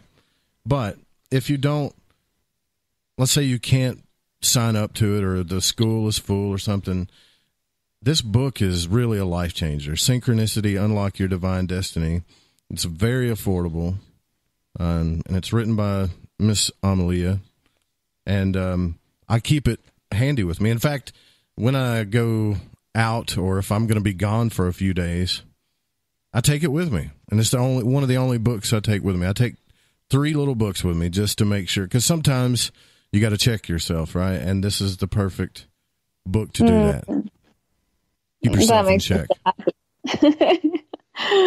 I went to someone's house tonight for a meeting, and she had my book on the table, all dog-eared and highlighted and notes. And oh my gosh, it was just so sweet. And she really was understanding it. In the school, we dive into the book really, really deeply and go through the 7 keys so that it's your innate nature, and that those keys are really unlocked. But thank you for saying that, Joe. That really warms my heart. The other one is How to Stop Eating Candy and Little Debbie's. I take that one with me too. I got a real problem with oatmeal pies. But no, seriously, I think that this wasn't an easy discussion to talk about tonight. I know that. I know it drove a few people away, but I know why they left. Some people can't handle. We talked about the dark and the light of both sides of this thing, and I'm very confident in what you're doing, Amelia. There's a lot of people in this community that I find very hard to follow, to be honest with you. It just sounds too crazy to me. But if I hadn't had that out-of-body experience that I had, I wouldn't be here today. I wouldn't be talking to you. We wouldn't be doing this show. We wouldn't have this wonderful audience or this awesome network. And I believe in synchronicity. I really do. Now, speaking of which, you talk about that too in your book, how to pay attention to that, how to kind of open yourself up to be able to speak to things like that, how to clear your field. Sovereignty is is very important. And you mentioned that a lot. Yeah. It's very important. Every time you say it, you always follow it up with, this is very important, sovereignty. Well, yeah, if we don't know how to be sovereign, then we're not in our power. We're being manipulated. And when we are sovereign, the amount of synchronicity that shows up. And by the way, it's not so easy to be sovereign. Like, everything that we've been indoctrinated by and conditioned by is to distort and manipulate our fields. And I'm not saying that to make you all paranoid, but just like, it's a reality of the world that we've all agreed to live in. And I feel that we've come here to really choose and learn a certain lesson that we karmically decided that we needed to learn. And it's amazing because we're learning it and it's working, and the tides are shifting, and we're seeing it by all of the earth changes and the truth being exposed and the disclosure. And it's really hard to navigate, what to trust. And so it's so imperative that you know how to trust yourself above and beyond anything outside yourself. You must trust yourself. So having your Trust Joe and having the students in my school allow me to guide them, I don't take it lightly. I think, trust and intimacy and connection is like the deepest gift we can give each other. And it's earned, right? It's not, we've all been hurt. We've all been betrayed. We've all been through some sort of a hell. And when we go through those things, our trust is broken. So we need that connection to thrive. So if you are feeling connected to what I'm saying, to my message, to want to know more, please reach out. You can find me on social media too. I'm on Facebook and on Instagram. And my site again, it's Know the Self. KnowTheSelf.com. Thank you so much, Amelia. Thank you so much. You're welcome. Yeah. For listening and holding space for me. That was, surprising. We got to get out of here, guys. And I want to say that the discussion gets deeper as the night goes into the early morning hours to the witching hour. If you're listening on the Fringe FM or TalkStream Live, Ryan Gable is up next, The Secret Teachings. For all of you in Spreaker, we must say good night. But I do have to say before we get out of here really quick that this show was produced and broadcasted by the Fringe FM and cannot be re-syndicated without written permission. And music was by Bundy. Intro music by Chronox, Kevin MacLeod, and Space Station. We'll see you guys next week with another round of awesome guests. Good night.